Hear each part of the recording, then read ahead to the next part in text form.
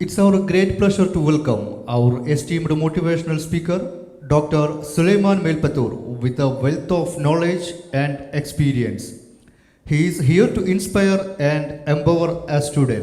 May I kindly invite Dr. Suleiman Melpatur to address the gathering. Thank you. ഇന്നത്തെ ഈ സംഗമത്തിൻ്റെ ഉദ്ഘാടകൻ, അടുത്ത സെഷനിൽ ഉദ്ഘാടനം ചെയ്യാനിരിക്കുന്ന ഡോക്ടർ പുത്തൂർ റഹ്മാൻ സാഹിബ്, ഇന്നത്തെ ഈ സംഗമത്തിൻ്റെ അധ്യക്ഷൻ പ്രിയങ്കരനായ സുഹൃത്ത് സിദ്ദീഖ് ഖാലോടി, അതേപോലെ തന്നെ ഈ ലിസ്റ്റിൽ കാണുന്ന മലപ്പുറം ജില്ലാ KMCCയുടെയും സ്റ്റേറ്റ് KMCCയുടെയും ഒക്കെ സമുന്നതരായ നേതാക്കന്മാരെ, എല്ലാറ്റിലും ഉപരിയായി ഇവിടെ ഇന്ന് വലിയ വിജയത്തോടെ ജീവിതത്തിൻ്റെ വലിയ ഒരു ടേണിംഗ് പോയിൻ്റിൽ എത്തി നിൽക്കുന്ന പ്രിയപ്പെട്ട വിദ്യാർത്ഥി സുഹൃത്തുക്കളെ, തൻ്റെ മക്കളെ പഠിപ്പിച്ച് ഉന്നതിയിലെത്താൻ വേണ്ടി കാത്തിരുന്ന് അതിൻ്റെ ഒരു പടവ് താണ്ടുമ്പോൾ അത് സന്തോഷപൂർവ്വം കാണാനിരിക്കുന്ന എൻ്റെ പ്രിയപ്പെട്ട രക്ഷിതാക്കളെ,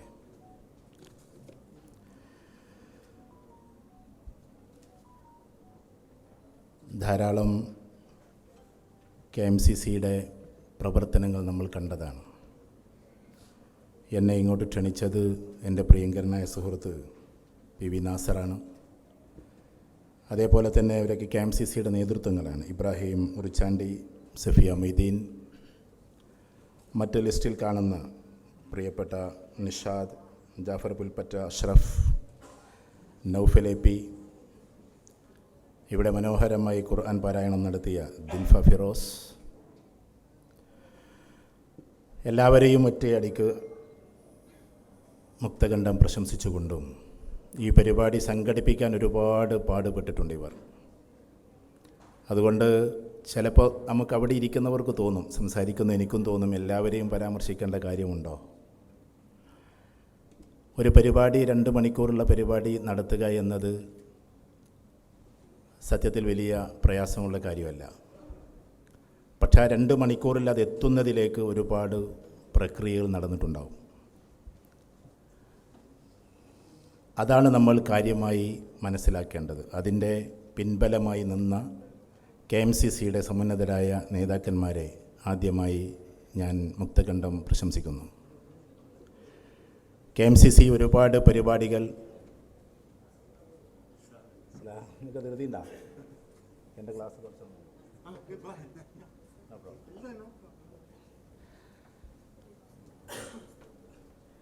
ഡോക്ടർ പുത്തൂർ റഹ്മാൻ സാഹിബിനെ നമുക്കെല്ലാവർക്കും അറിയാം. KMCC എന്ന് പറയുമ്പോൾ ആളുകളുടെ മനസ്സിൽ വരുന്ന ആദ്യത്തെ പേരാണ്. അദ്ദേഹമാണ് ഇതിൻ്റെ ഉദ്ഘാടകൻ. ക്ലാസ് കഴിഞ്ഞതിന് ശേഷം അതിലേക്ക് കടക്കും. ഞാനിവിടെ ശ്രദ്ധിച്ചത്, നമുക്ക് ഒരു ക്ലാസ്സുണ്ട്, അത് കഴിഞ്ഞിട്ട് അവാർഡ് ദാനമുണ്ട്, അത് കഴിഞ്ഞിട്ട് ഭക്ഷണമുണ്ട് എന്ന് പറഞ്ഞപ്പോൾ ആസ് എ സൈക്കോളജിസ്റ്റ് ഞാൻ വെറുതെ ഇങ്ങനെ ഒന്ന് നോക്കി. പലരുടെയും മുഖത്ത് ഇത്ര നീണ്ടുപോകുമോ എന്ന ഭാവം ഞാൻ കണ്ടു. കാരണം ഒരു അവാർഡ് കൊടുക്കാൻ ഇത്രമാത്രം പണിയുണ്ടോ എന്നതാണ്. ഞങ്ങൾക്കിന്ന് ഞായറാഴ്ചയാണ്, ഒരുപാട് തിരക്കുകളുണ്ട്, ഫാമിലിയുടെ കൂടെ എൻജോയ് ചെയ്യേണ്ടതുണ്ട്, ഇന്ന് ചിൽ ഡേ ആണ് എന്നൊക്കെ ചിലപ്പോൾ നമ്മൾ സങ്കല്പിച്ചിട്ടുണ്ടാവും. ആദ്യം രക്ഷിതാക്കളോടും കുട്ടികളോടും ചെറിയ 1-2 കാര്യം പറഞ്ഞോട്ടെ. ഇവിടെ മോട്ടിവേഷൻ എന്ന് പറയുന്ന ഒരു പ്രയോഗം അതെനിക്കത്ര ഇഷ്ടമല്ല. കാരണം എൻ്റെ സംസാരം കേട്ടിട്ട് നിങ്ങൾ മോട്ടിവേറ്റഡ് ആയില്ലെങ്കിൽ ഞാനൊരു മോട്ടിവേഷൻ സ്പീക്കർ ആകില്ലല്ലോ. അതുകൊണ്ട് നമുക്ക് പരസ്പരം ഒരു ഇൻട്രാക്ഷനാണ്. സാധാരണഗതിയിൽ ഇനി നിങ്ങൾ എങ്ങോട്ട് പോകണമെന്ന്, +2 കഴിഞ്ഞവരാകട്ടെ, SSLC കഴിഞ്ഞവരാകട്ടെ, എങ്ങോട്ട് പോകണമെന്ന ധാരണ നിങ്ങൾക്ക് ധാരാളം ഉണ്ടാവും. പക്ഷേ അതിനെ വളരെ ക്രിപ്സിയായി അതിൻ്റേതായ ഘട്ടങ്ങൾ അവതരിപ്പിക്കുക എന്നത് കുറഞ്ഞ മിനിറ്റുകൾ കൊണ്ടാകാവുന്നതാണ്. സത്യത്തിൽ കരിയറിൽ ഒരാൾ ഫിക്സ് ചെയ്യണമെങ്കിൽ 8th ഓൺവേർഡ്സ് നമ്മളതിനു വേണ്ടി പ്രിപ്പയർഡ് ആവണം. 8ാം ക്ലാസ്സിൽ നിന്ന് ചുരുങ്ങിയത് 3 ടെസ്റ്റുകളെങ്കിലും ചെയ്തിട്ടാണ് യൂറോപ്പിലൊക്കെ കുട്ടികൾ കറക്റ്റായിട്ട് അവരുടെ കരിയർ ഫിക്സ് ചെയ്യാറുള്ളത്. 3 വർഷത്തെ നിതാന്തമായ പരിശ്രമത്തിനൊടുവിലാണ് അവർ ഇന്നിടത്തെത്തണമെന്ന് അവർ തീരുമാനിക്കുന്നത്. അല്ലെങ്കിൽ ഒരു പക്ഷേ അത് 5 വർഷം എടുക്കാം. നമ്മുടെ ധാരണ ഒരു കോഴ്സ് കാണുന്നു, ആ കോഴ്സ് എടുക്കുന്നു, ആ കോഴ്സിൽ വിജയിക്കുന്നു എന്നത് മാത്രമാണ്. കരിയറിൻ്റെ പേര് കോഴ്സ് എന്നല്ല, ലൈഫ് എന്നാണ്. അതുകൊണ്ട് ലൈഫിനെ ഡിസൈൻ ചെയ്യാൻ, അതിനെ ഡിഫൈൻ ചെയ്യാൻ ആരോ ആകട്ടെ, അതിനെക്കുറിച്ച് കുറച്ചൊക്കെ അറിയുന്ന ആരെങ്കിലും വന്ന് നമ്മളോട് സംസാരിക്കുമ്പോൾ ഇന്നത്തെ ദിവസത്തെ നിങ്ങൾ അതിനു വേണ്ടി കുറച്ച് സമയം മാറ്റിവെക്കണം. കാരണം ഇത് സബ്ജക്റ്റ് അല്ല പറയുന്നത്, ടോട്ടൽ ലൈഫിൻ്റെ കാര്യമാണ്. ആയിരക്കണക്കിന് കുട്ടികൾ കഴിഞ്ഞ കുറേ വർഷങ്ങളായി ഇതിലൂടെ കടന്നു പോയത് നമ്മൾ കണ്ടതാണ്. മലപ്പുറം ജില്ലാ KMCC ഇങ്ങനെ ഒരു പരിപാടി വെക്കുമ്പോൾ അവാർഡ് എന്ന് പറയുന്നത് വാങ്ങിയിട്ട് പോകാമെന്നൊരു ധാരണ നമുക്കുണ്ടായിട്ടുണ്ടാവും. അത് നല്ലതാണ്, അവാർഡുകൾ കിട്ടണം. എല്ലാ A1 വാങ്ങിയ A+ വാങ്ങിയ എല്ലാ കുട്ടികൾക്കും എല്ലാ രീതിയിലുള്ള ഭാവുകങ്ങളും നൽകുന്നു, വലിയ വിഷസ് നമ്മളതിൻ്റെ പേരിൽ നൽകുന്നു. പക്ഷേ ഞാൻ മനസ്സിലാക്കിയിട്ടുള്ളത് കഴിഞ്ഞ ഏകദേശം ഒരു 10-20 വർഷത്തെ എഡ്യൂക്കേഷനിലൂടെയുള്ള യാത്രയിൽ A+ കിട്ടിയ ഏകദേശം 80% കുട്ടികളും കറക്റ്റ് കരിയറിൽ എത്തുന്നില്ല എന്നതാണ്. IMIയുടെ കണക്കനുസരിച്ച് ഡോക്ടേഴ്സ് ആയവർ തന്നെ ഏകദേശം 78% ഫെയിലിയറാണ്. വൈ? MBBS കഴിഞ്ഞവരെ കുറിച്ചായി പറയുന്നത്. അവരവരുടെ ഫീൽഡിൽ 78, ഇവിടെയും ഡോക്ടേഴ്സ് ഇരിക്കുന്നുണ്ടാവും, IMIയുടെ ആർട്ടിക്കിൾ അവർ വായിക്കുന്നുണ്ടാവും. ഞാൻ പറഞ്ഞു വരുന്നത് ഇത്രയും % എന്തുകൊണ്ട് പരാജയത്തിലേക്ക് പോകുന്നു? അപ്പോൾ നമ്മൾ നമ്മുടെ കരിയറിനെ എങ്ങനെയാണ് ഡിഫൈൻ ചെയ്യേണ്ടത്, എങ്ങനെയാണ് ഡിസൈൻ ചെയ്യേണ്ടത്? ഞാൻ ഈ കുട്ടികളോടൊരു കാര്യം ചോദിച്ചോട്ടെ. ഇതിൽ മൾട്ടിപ്പിൾ ഇൻ്റലിജൻസ് ടെസ്റ്റ് ചെയ്തിട്ടുള്ള കുട്ടികൾ just please raise the hands.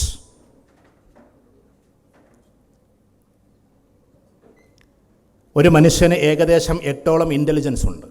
ഇപ്പം എന്നെ സംബന്ധിച്ചിടത്തോളം ഞാൻ സോഷ്യോ ഇൻ്റലിജൻ്റാണ്. എനിക്കത് പറയാൻ പറ്റും, കാരണം ഞാൻ പലതവണ അത് ടെസ്റ്റ് ചെയ്തതാണ്. അപ്പോൾ സോഷ്യോ ഇൻ്റലിജൻ്റായ ആളുകൾ ആരൊക്കെയാണ്? ഇതിൽ ബിസിനസ് ഇൻ്റലിജൻസ് ഉള്ള കുട്ടികളുണ്ടാവും. ആൽബർട്ട് ഐൻസ്റ്റീൻ പറയുന്നുണ്ട്, നിങ്ങൾ ഒരിക്കലും ഒരു മത്സ്യത്തെ പിടിച്ച് മരം കയറാൻ പഠിപ്പിക്കരുത്. മരം കയറേണ്ടത് മറ്റു പല ജീവികളുമാണ്, ഒരിക്കലും മത്സ്യങ്ങളല്ല. ഇവിടെ ഇരിക്കുന്ന പല പാരൻസിനും നമ്മുടെ കുട്ടികളെ എങ്ങനെയെങ്കിലുമൊക്കെ ഒന്ന് ഡോക്ടറാക്കണമെന്ന് ആഗ്രഹം ഉണ്ടാവും. കാരണം ജ്യേഷ്ഠത്തിയുടെ മകൻ ഡോക്ടറാണ്, സിസ്റ്ററുടെ മകൻ അല്ലെങ്കിൽ കസിൻ സിസ്റ്ററുടെ മകൾ ഒക്കെ ഡോക്ടേഴ്സാണ്. അതുകൊണ്ട് എങ്ങനെയെങ്കിലും എൻ്റെ മകനെ ഒന്ന് ഡോക്ടറാക്കണമെന്ന് ആഗ്രഹം പലർക്കും ഉണ്ടാവും. അങ്ങനെ MBBS കഴിഞ്ഞിട്ടുള്ള പല ആളുകളും ഇന്ന് കാഷ്വാലിറ്റിയിൽ കിടന്ന് തിരിയുന്നു, PG പോലും കഴിയാതെ. ഞാൻ അവരെ കുറക്കുകയല്ല. മെഡിക്കൽ പ്രൊഫഷൻ എന്ന് പറഞ്ഞാൽ ഹൈലി റെപ്യൂട്ടഡാണ്, ലോകതലത്തിൽ തന്നെ ഏറ്റവും ഉന്നതമായ ഒരു കരിയറുമാണ്. പക്ഷെ അത് ചെയ്യേണ്ടവരെ ചെയ്യാവൂ. ഞാൻ 1-2 വേദികളിൽ പറഞ്ഞിട്ടുണ്ട് ഒരു കുട്ടിയുടെ പേര്, അത് വീണ്ടും ഇവിടെ പറയാൻ നിങ്ങളെന്നെ അനുവദിക്കണം. കൈസ് എന്നാണ് അവൻ്റെ പേര്.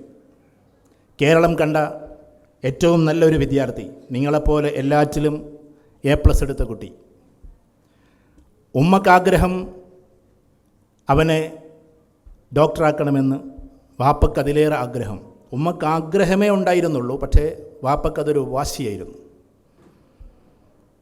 ആ വാശി കയറി കയറി തൻ്റെ കുടുംബത്തിലെ ഒരുപാട് ഡോക്ടേഴ്സിൻ്റെ കൂട്ടത്തിൽ ഏറ്റവും ഉന്നതനായ ഒരു ഡോക്ടറായി എൻ്റെ മകൻ മാറണമെന്ന് കൈസിൻ്റെ പിതാവ് ചിന്തിച്ചു.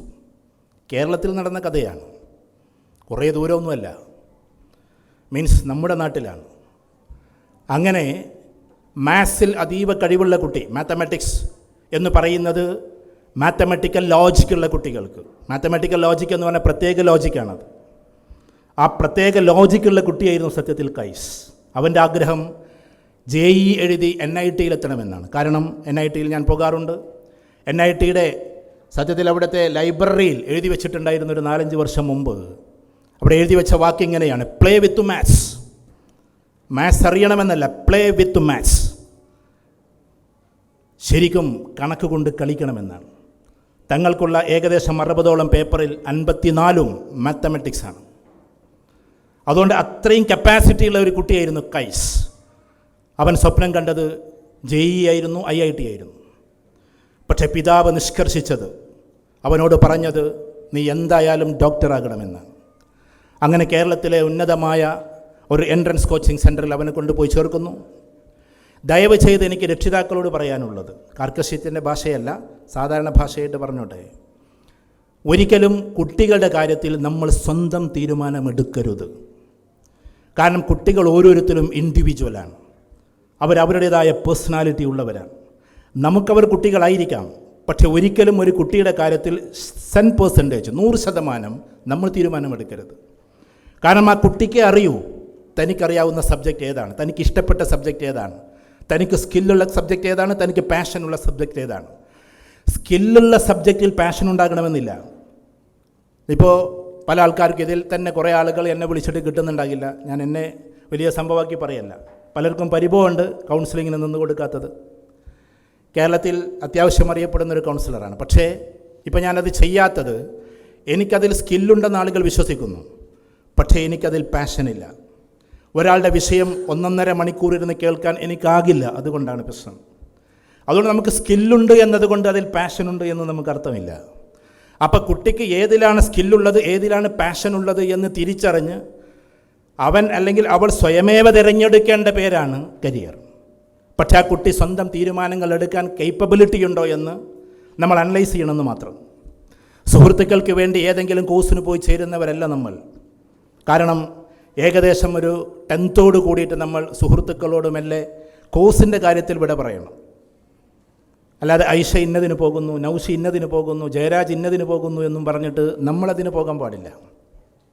കാരണം ഓരോ കുട്ടിയുടെയും സ്കില്ല് വേറെയാണ്, ഓരോ കുട്ടിയുടെയും ആപ്റ്റിറ്റ്യൂഡ് വേറെയാണ്. നീട്ടിപ്പരത്തി സംസാരിക്കാൻ കഴിയാത്തതുകൊണ്ട്, കാരണം സമയം കുറേ കഴിഞ്ഞതുകൊണ്ട് ചുരുക്കി പറയാം. എന്ന് വെച്ചാൽ നമ്മൾ ഓരോ കുട്ടികളും കൈസിനെ ഒന്ന് ഉദാഹരിക്കുന്നത് നല്ലതാണെന്ന് തോന്നുന്നു. കൈസ് അങ്ങനെ പോയി ചേർന്നത് വളരെ പ്രശസ്തമായിട്ടുള്ളൊരു ക്യാമ്പസിലാണ്, അഥവാ എൻട്രൻസ് ഓറിയൻറ്റേഷന്. പക്ഷേ ഗംഭീരമായിട്ട് പൊട്ടി. കാരണം ബയോ അവന് ഇഷ്ടമല്ല. ബയോളജിക്കൽ സബ്ജക്റ്റിനേക്കാളും അതിൻ്റെ അനാട്ടമിയും ബോട്ടണിയും ഒക്കെ പഠിക്കുന്നതിനേക്കാൾ അവനിഷ്ടം ഏറ്റവും ശക്തമായി മാത്സ്, ഫിസിക്സ്, കെമിസ്ട്രി റിലേറ്റഡാണ്. ഏതായിരുന്നാലും അവൻ ഗംഭീരമായിട്ട് ആദ്യത്തെ തവണ പൊട്ടി, വലിയ നിരാശയിലായി. അങ്ങനെ ആവശ്യപ്പെട്ടു, ഇനി ഞാൻ നീറ്റ് എഴുതിക്കോട്ടെ എന്ന്. ഒരു വർഷം പിതാവിന് വേണ്ടി മെനക്കെട്ടു, അടുത്ത വർഷം ഞാൻ നീറ്റ് എഴുതിക്കോട്ടെ എന്നവൻ ആവശ്യപ്പെട്ടു. അങ്ങനെ നീറ്റിന് വേണ്ടി ചേർക്കാൻ ഉമ്മ പറഞ്ഞെങ്കിലും പക്ഷേ പിതാവ് അതിൽ തന്നെ വാശി പിടിച്ചു, നീ ഒന്നുകൂടി എഴുതിയാൽ എന്തായാലും കിട്ടുമെന്ന്. അവസാനം പിതാവിൻ്റെ വാശിക്കൊതുങ്ങി അവൻ വീണ്ടും എൻട്രൻസ് കോച്ചിങ് സെൻറ്ററിലേക്ക്. 2ാമത്തെ ദിവസം കേരളത്തിലെ എല്ലാ പത്രങ്ങളിലും വന്ന് നിങ്ങൾക്ക് ഓർമ്മയുണ്ടാവും, തൻ്റെ വെയിൻസ് അറുത്ത് കയ്യിൻ്റെ നരമ്പറുത്ത് അവൻ ആശുപത്രിയിലായി. കാരണം തനിക്ക് ഇഷ്ടപ്പെട്ട മാത്സിനോട് വിട പറയാൻ പറയുന്ന പിതാവ്. അവസാനം അവൻ ആശുപത്രിയിലായി. ഹോസ്പിറ്റലിലേക്ക് ചെന്നു. ICU നമുക്കറിയാം, ഇൻറ്റൻസീവ് കെയർ യൂണിറ്റാണ്. ഇൻറ്റൻസീവ് കെയർ യൂണിറ്റിലേക്ക് എല്ലാവർക്കും കയറി ചെല്ലാൻ കഴിയില്ല, പക്ഷേ പിതാവിന് കഴിയും. അങ്ങനെ പിതാവ് അതിൻ്റെ അകത്തേക്ക് കയറി മകനൊന്ന് ആശ്വാസത്തോടു കൂടി നോക്കിയപ്പോൾ പിതാവ് പറഞ്ഞത്, പത്രങ്ങൾ എഴുതിയത് അങ്ങനെ ഞാൻ നിങ്ങളോട് പറയുന്നു, പിതാവ് പറഞ്ഞത് സാരമില്ല നീ എൻജിനീയറിങ്ങിന് പോയിക്കോ എന്നതല്ല, JEEക്ക് പ്രിപ്പയർ ചെയ്തു എന്നതല്ല. ആ പിതാവ് വീണ്ടും വാശിയോടുകൂടി പറഞ്ഞത്, നീ ഞരമ്പറുത്താലും കഴുത്തറുത്താലും നീറ്റെഴുതിയേ പറ്റൂ എന്നാണ്. പിതാവിൻ്റെ വല്ലാത്ത വാശിയായിരുന്നു. അന്ന് രാത്രിയിലാണ് കേരളക്കരയെ അന്തിപ്പിച്ചുകൊണ്ട് ഞെട്ടിച്ചുകൊണ്ട് ആശുപത്രിയുടെ 6ാമത്തെ നിലയിൽ നിന്ന് കൈസ് താഴേക്ക് ചാടി ആത്മഹത്യ ചെയ്തത്. അവൻ ഡോക്ടറുമായില്ല, അവൻ എഞ്ചിനീയറുമായില്ല. ഇത് കേരളത്തിൽ നടന്ന സംഭവമാണ്. ഞാൻ പറഞ്ഞു വരുന്നത്, ഇവിടെ ഇരിക്കുന്ന രക്ഷിതാക്കൾ, എന്നെപ്പോലത്തെ രക്ഷിതാക്കളുണ്ടാവും. ഒന്നുകിൽ നമ്മളൊന്ന് ഡിസൈൻ ചെയ്താൽ കാലിബ്രേഷൻ എന്താണെന്ന് നമുക്കറിയാൻ പറ്റണം. എന്താണ് കാലിബ്രേഷൻ? നമുക്ക് നമ്മുടെ കുട്ടികൾക്കില്ലാത്ത സ്കില്ലുകളെ പുറത്തുനിന്ന് ആവാഹിച്ചെടുക്കുന്ന സൈക്കോളജിക്കൽ മെത്തേഡിൻ്റെ പേരാണ് കാലിബ്രേഷൻ. ഇപ്പം എൻ്റെ മക്കൾ പഠിക്കുന്നത് ബിസിനസ്സിനാണ്. ഞാൻ അവരോട് പറഞ്ഞിട്ടുണ്ട് ബിസിനസ് മാത്രം പഠിച്ചാൽ മതി എന്ന്. കാരണം കാലിബ്രേഷൻ എന്ന് പറയുന്നൊരു സാധനമുണ്ട്. അതറിയാത്തിടത്തോളം കാലം നമ്മൾ നമ്മുടെ കുട്ടികളെ നമുക്കിഷ്ടമുള്ളിടത്തേക്ക് വിടരുത്. കാലിബ്രേഷൻ തന്നെ 100% ഫിറ്റല്ല. എന്നാൽ കുട്ടികളെ ആ ഒരു മേഖലയിൽ പഠിപ്പിച്ച് അതിലെത്തിക്കുക എന്നൊരു കാലിബ്രേഷനുണ്ട്. ആക്സിലറേഷൻ വേറെയാണ്, കാലിബ്രേഷൻ വേറെയാണ്. നമുക്കില്ലാത്തൊരു സാധനത്തിനെ കൊണ്ടുവന്ന് കാലിബ്രേറ്റ് ചെയ്യാൻ നമുക്കുള്ളൊരു സ്കില്ലിനെ വീണ്ടും ആക്സിലറേറ്റ് ചെയ്യാൻ നമുക്ക്. ഉദാഹരണത്തിന് ഇവിടെ പബ്ലിക് സ്പീക്കിംഗ് അറിയാത്ത ഒരാൾ ഇവിടെ നിന്നിട്ട് സ്പീച്ച് ചെയ്യുമ്പോൾ വലിയ പ്രയാസം തോന്നും. കാരണം ആ കുട്ടിക്ക് ഇല്ലാത്തൊരു സ്കില്ലാണ്. പക്ഷേ നിരന്തരമായി ചെയ്ത് കാലിബ്രേറ്റ് ചെയ്തിട്ട് അതുണ്ടാക്കാം. എന്നാൽ പ്രഭാഷകനായ ഒരാൾ കാലങ്ങളിലൂടെ വീണ്ടും അതിനെ അതിജയിച്ച് വീണ്ടും അതിമനോഹരമായി പ്രസംഗിക്കുമ്പോൾ അത് ആക്സിലറേഷനാണ്. ഞാൻ പറയുന്നത് നമ്മുടെ കുട്ടികളുടെ സ്കില്ല് ഏതാണെന്ന് കൃത്യമായി നമ്മൾ അറിയണം. നമ്മുടെ കുട്ടിയുടെ ആപ്റ്റിറ്റ്യൂഡ് ഏതാണെന്ന് അറിയണം. അതറിയാത്തിടത്തോളം കാലം കുട്ടികളും ഒരു വേഗിലായിരിക്കും, നമ്മളും അതിലായിരിക്കും. ഇന്ന് കേരളക്കരയിൽ അധികമൊന്നും ചർച്ചയല്ല ഇത്. നിങ്ങൾ പുറത്തു പോയാൽ ഇപ്പോൾ ലോകത്തിലെ ഏറ്റവും ടോപ്പ് സ്കൂൾ സിസ്റ്റം ഞാൻ കണ്ടിട്ടുള്ളത് ഒന്ന് ഫിൻലാൻഡിലും അതേപോലെ തന്നെ ഒന്ന് ജപ്പാനിലുമാണ്. ജപ്പാൻ്റെയും ഫിൻലാൻഡിൻ്റെയും സ്കൂൾ സിസ്റ്റമാണ് ഏറ്റവും ടോപ്പ് എന്ന് പറയുന്നു. പക്ഷേ ഫിൻലാൻഡിൻ്റെതാണ് നമ്പർ 1. നിങ്ങൾക്ക് സെർച്ച് ചെയ്താൽ കിട്ടും. ഞാൻ അവിടെ സഞ്ചരിച്ചിട്ടുണ്ട്. അവിടെ ഒരിടത്തും 10th വരെ എക്സാമിനേഷൻ ഇല്ല. അതാണ് ഫിൻലാൻഡിൻ്റെ പ്രത്യേകത. 10th വരെ നിങ്ങൾക്ക് എക്സാം എഴുതാൻ കഴിയില്ല. കാരണം എക്സാം എഴുതിപ്പിച്ചാൽ നിങ്ങൾ A+കാരോടല്ലേ പറയും. ഞാൻ നിങ്ങളെ അനുമോദിക്കാൻ ലാസ്റ്റ് കുറച്ച് കാര്യങ്ങൾ പറഞ്ഞിട്ട്. കാരണം എന്തുകൊണ്ടാണ് എക്സാം എഴുതിപ്പിക്കാത്തതെന്നറിയോ? ഒരു കുട്ടി 15 എന്ന് പറയുന്ന തൻ്റെ ഏജ് ബാർ എത്തുന്നതിന് മുമ്പേ റെഫറൻസ് സ്കില്ലും ഡാറ്റ ഇൻ്റർപ്രിട്ടേഷനും അനലിറ്റിക്കൽ റീസണിങ്ങും ക്രിട്ടിക്കൽ ഇവാലുവേഷനും സ്ട്രാറ്റജിക്കൽ ടൂൾസും ഡിസിഷൻ മേക്കിംഗ് സ്കിൽസും 7 സ്കിൽസ് സെറ്റ് 7 എന്ന് പറയും. അതിലേക്ക് എത്തേണ്ടതുണ്ട്. അതിലിടയ്ക്ക് എക്സാം കൊടുത്താൽ ഈ സ്കില്ലുകളെല്ലാം നഷ്ടപ്പെടുമെന്നാണ് ഫിൻലാൻഡിൻ്റെ വിശ്വാസം. ഞാൻ പറയുന്നത് നിങ്ങൾ ശരിക്കും ശ്രദ്ധിച്ച് കേൾക്കണം. എക്സാം നമ്മളെ ടോപ്പിലേക്ക് എത്തിക്കുമ്പോഴും നമുക്ക് എന്തൊക്കെയോ കുറവുകൾ വരുത്തുന്നു എന്നതാണ്. അതുകൊണ്ടാണ് ലോകത്തിലെ ഏറ്റവും top school system finish school സിസ്റ്റമാണ്. ഫിനിഷ് സ്കൂൾ സിസ്റ്റം എന്ന് പറഞ്ഞാൽ ഫിൻലാൻഡിൻ്റെതാണ്. അതിൻ്റെ പ്രത്യേകത എക്സാമിനേഷൻ ഇല്ല. മറ്റൊരു പ്രത്യേകത ദർ ഈസ് നോ റാങ്കിങ് എന്നതാണ്. ഒരിക്കലും കുട്ടികൾ തമ്മിൽ റാങ്കിങ് ഇല്ല. മറ്റൊന്ന് ദർ ഈസ് നോ കമ്പാരിസൺ. ഒരിക്കലും പരസ്പരം കമ്പാരിസൺ ഇല്ല. നിങ്ങൾ ഫിൻലാൻഡിൻ്റെ സെർച്ച് ചെയ്ത് നോക്കും. ലോകത്തിലെ ഏറ്റവും ടോപ്പ് സ്കൂൾ സിസ്റ്റം US-ലല്ല, ഏറ്റവും ടോപ്പ് സ്കൂൾ സിസ്റ്റം UK-യിലല്ല, ലോകത്തിലെ ഏറ്റവും ടോപ്പ് സ്കൂൾ സിസ്റ്റം ഓസ്ട്രേലിയയിലല്ല, ഫിൻലാൻഡിലാണ്. Number 1 school system in this world. അവിടുത്തെ കാര്യം ഞാൻ ഈ പറയുന്നത്. കാരണം അവിടുത്തെ കുട്ടികൾക്കൊരിക്കലും എന്തില്ല, എക്സാമിനേഷൻ ഇല്ല, റാങ്കിങ് ഇല്ല, A+ എന്ന് പറയുന്ന സാധനമില്ല. എന്തുകൊണ്ടെന്നാൽ എല്ലാ കുട്ടികളെയും ഒരേപോലെ കൺസിഡർ ചെയ്ത്. പക്ഷേ എന്താ ചെയ്യുന്നത്? നിങ്ങൾ വിചാരിക്കും അത് കുറച്ച് ഈസിയാണെന്നാണ് നിങ്ങൾ വിചാരിക്കുക. പക്ഷേ ആ ഈസിനെസ് അല്ല അത്. ഞാൻ പറഞ്ഞത് വളരെ ശ്രദ്ധിച്ച് കേൾക്ക്. ഒരു കുട്ടിയുടെ മൾട്ടിപ്പിൾ ഇൻ്റലിജൻസ് എന്ന് പറയുന്നത് എന്താണെന്നറിയോ? അവൻ്റെ വേ ഓഫ് ലേണിംഗ് ഉണ്ടാവും. വേ ഓഫ് ലേണിംഗ് എന്ന് പറഞ്ഞാൽ ഇപ്പോൾ ഹിസ്റ്ററി, മിക്ക കുട്ടികൾക്കും മാത്സ് അറിയുന്ന കുട്ടികൾക്ക് ഹിസ്റ്ററി അത്ര ഇഷ്ടമുണ്ടാകില്ല. നിങ്ങൾ നോക്കിക്കോ. അത് സയൻസിൽ നന്നായിട്ട് പ്രാവീണ്യമുള്ള കുട്ടിക്ക് സോഷ്യോളജിയും ഹിസ്റ്ററിയും അത്ര ഇഷ്ടമുണ്ടാകില്ല. കാരണം എന്തെന്ന് വെച്ചാൽ അയാളുടെ മൾട്ടിപ്പിൾ ഇൻ്റലിജൻസ് വേറെയാണ്. നോളജ് അക്വയർ ചെയ്യുന്ന മെത്തഡോളജി വേറെയാണ്. അപ്പോൾ ഓരോ കുട്ടിക്കും ഇത് അക്വയർ ചെയ്യാനുള്ള മെത്തേഡുണ്ട്. പക്ഷേ നമ്മുടെ സ്കൂൾ സിസ്റ്റത്തിൽ ഒരേ സിസ്റ്റത്തിൽ മാത്രമാണ് എല്ലാവർക്കും കൊടുത്തുകൊണ്ടിരിക്കുന്നത്. ഞാനതിനെ കുറ്റപ്പെടുത്തല്ല. ഒരേ സിസ്റ്റത്തിൽ എല്ലാവർക്കും കൊടുത്തുകൊണ്ടിരിക്കണം. നേരെ മറിച്ച് നമ്മൾ പുറത്ത് പോയി കഴിഞ്ഞാൽ, ഇപ്പോൾ ജപ്പാനിൽ പോയവർ ഇഷ്ടം പോലെ ഉണ്ടാവുമല്ലോ, മാത്തമെറ്റിക്കൽ ഇൻ്റലിജൻസ് ഉള്ള കുട്ടികളുടെ ഗ്രൂപ്പാണ് ഉണ്ടാക്കുക. എന്നിട്ട് ആ കുട്ടികളെ അതിലൂടെ ഇംബൈബ് ചെയ്യിച്ച് കൊണ്ടുപോകലാണ്. ഇതേപോലെ തന്നെ ഹിസ്റ്ററി എന്ന് പറയുന്ന സാധനം നാച്ചുറൽ ഇൻ്റലിജൻസാണ്. ആ നാച്ചുറൽ ഇൻ്റലിജൻസുള്ള കുട്ടികളെ ക്ലബ്ബാക്കിയിട്ട് അവർക്ക് വേണ്ടുന്ന കരിയർ വേറെ ഡിഫൈൻ ചെയ്യുക. അപ്പം നാച്ചുറലിസ്റ്റിക് ആയിട്ട് പോകുന്ന കുട്ടികൾ വേറെയാണ്, മാത്തമെറ്റിക്കലായിട്ട് പോകുന്ന കുട്ടികൾ വേറെയാണ്, ബയോ ലെവലിൽ പോകുന്ന കുട്ടികൾ വേറെയാണ്. വ്യത്യസ്തമായ ഇൻ്റലിജൻസ് ആയിരിക്കും നമ്മുടെ കുട്ടികൾക്കുണ്ടാവുക. അപ്പോൾ കുട്ടികളുടെ ഇൻ്റലിജൻസിനെ വ്യക്തമാക്കി മനസ്സിലാക്കുന്ന ടെസ്റ്റിൻ്റെ പേരാണ് മൾട്ടിപ്പിൾ ഇൻ്റലിജൻസ് ടെസ്റ്റ്. ഇപ്പോൾ ഇവിടെ ഇരിക്കുന്ന എല്ലാ കുട്ടികൾക്കും ഏകദേശം 8ഓളം, ഇപ്പോൾ അത് 12ആയിട്ട് വികസിപ്പിച്ചുകൊണ്ടിരിക്കുകയാണ്. 9ആയി, ഇനി അത് 12ആക്കാൻ പോവാൻ, വീണ്ടും സ്പ്ലിറ്റ് ചെയ്തുകൊണ്ടിരിക്കുകയാണ്. അത്ര കർക്കശ്യമാണ് ലോകത്തിൽ കരിയർ. നമ്മളിപ്പോൾ സായിപ്പന്മാരൊക്കെ കണ്ടാൽ നമുക്ക് തോന്നും അവർക്ക് ഒന്നേ അറിയൂ. സായിപ്പന്മാർക്ക് ഒരു കാര്യത്തിൽ എക്സ്പെർട്ടായിരിക്കും അവർ, വേറെതെല്ലാം അവർ പറയും എനിക്കറിയില്ല എന്ന്. Sorry, I don't know. മലയാളികൾ അങ്ങനെയല്ല, ഒന്നും അറിയില്ല എന്നാലും ഒന്നും അറിയില്ല എന്ന് പറയില്ല. ഞാനടക്കമുള്ള മലയാളികളെ പറഞ്ഞിട്ട് എല്ലാവരും അല്ലേ പറയുന്നത്, മലയാളികളിൽ വളരെ എക്സ്പേർട്ടായിട്ടുള്ള ആളുകളുണ്ട്. അപ്പോൾ ഒന്നിലേക്ക് ഡിഗ് ചെയ്ത് പോയി അതിൽ മാസ്റ്ററാകുന്ന, അതിൽ എക്സ്പേർട്ടാകുന്ന ഒരു പ്രക്രിയക്കാണ് കരിയർ എന്ന് പറയുക. അതിൽ നമ്മളിപ്പോൾ എടുക്കുന്നത് ബയോ ആണെന്ന് വെക്ക്. ബയോ എന്ന് പറയുന്ന സബ്ജക്റ്റിലേക്കാണ് നമ്മൾ പോകുന്നതെങ്കിൽ അതിൽ തന്നെ ഇപ്പോൾ കേരളത്തിൽ ഞാൻ ഒരു അഭിപ്രായം പറയുമ്പോൾ ഏറ്റവും ടോപ്പായിട്ട് നിങ്ങൾ ഹാർട്ട് എന്ന് പറയുന്ന ശസ്ത്രക്രിയക്ക് പോവുകയാണെങ്കിൽ എൻ്റെ അഭിപ്രായത്തിൽ ഞാൻ പറയുന്നത് ഡോക്ടർ ജോസ് ചാക്കോ പെരിയാപുരത്തിൻ്റെ പേരാണ്. ജോസ് ചാക്കോ പെരിയാപുരത്തിൻ്റെ ഡേറ്റ് കിട്ടിയില്ലെങ്കിൽ മാത്രമേ മറ്റുള്ളിടത്തേക്ക് ആളുകൾ സഞ്ചരിക്കൂ. എന്താ അതിൻ്റെ പ്രത്യേകത? ഉമ്മൻചാണ്ടി സർക്കാരിൻ്റെ കാലത്താണ് ഒറ്റ മണിക്കൂർ കൊണ്ട് തിരുവനന്തപുരത്ത് ഹൃദയം കൊണ്ടുവന്ന് എറണാകുളത്തുള്ളവന് ഫിറ്റ് ചെയ്യണമെന്ന് നിഷ്കർഷമുണ്ടായത്.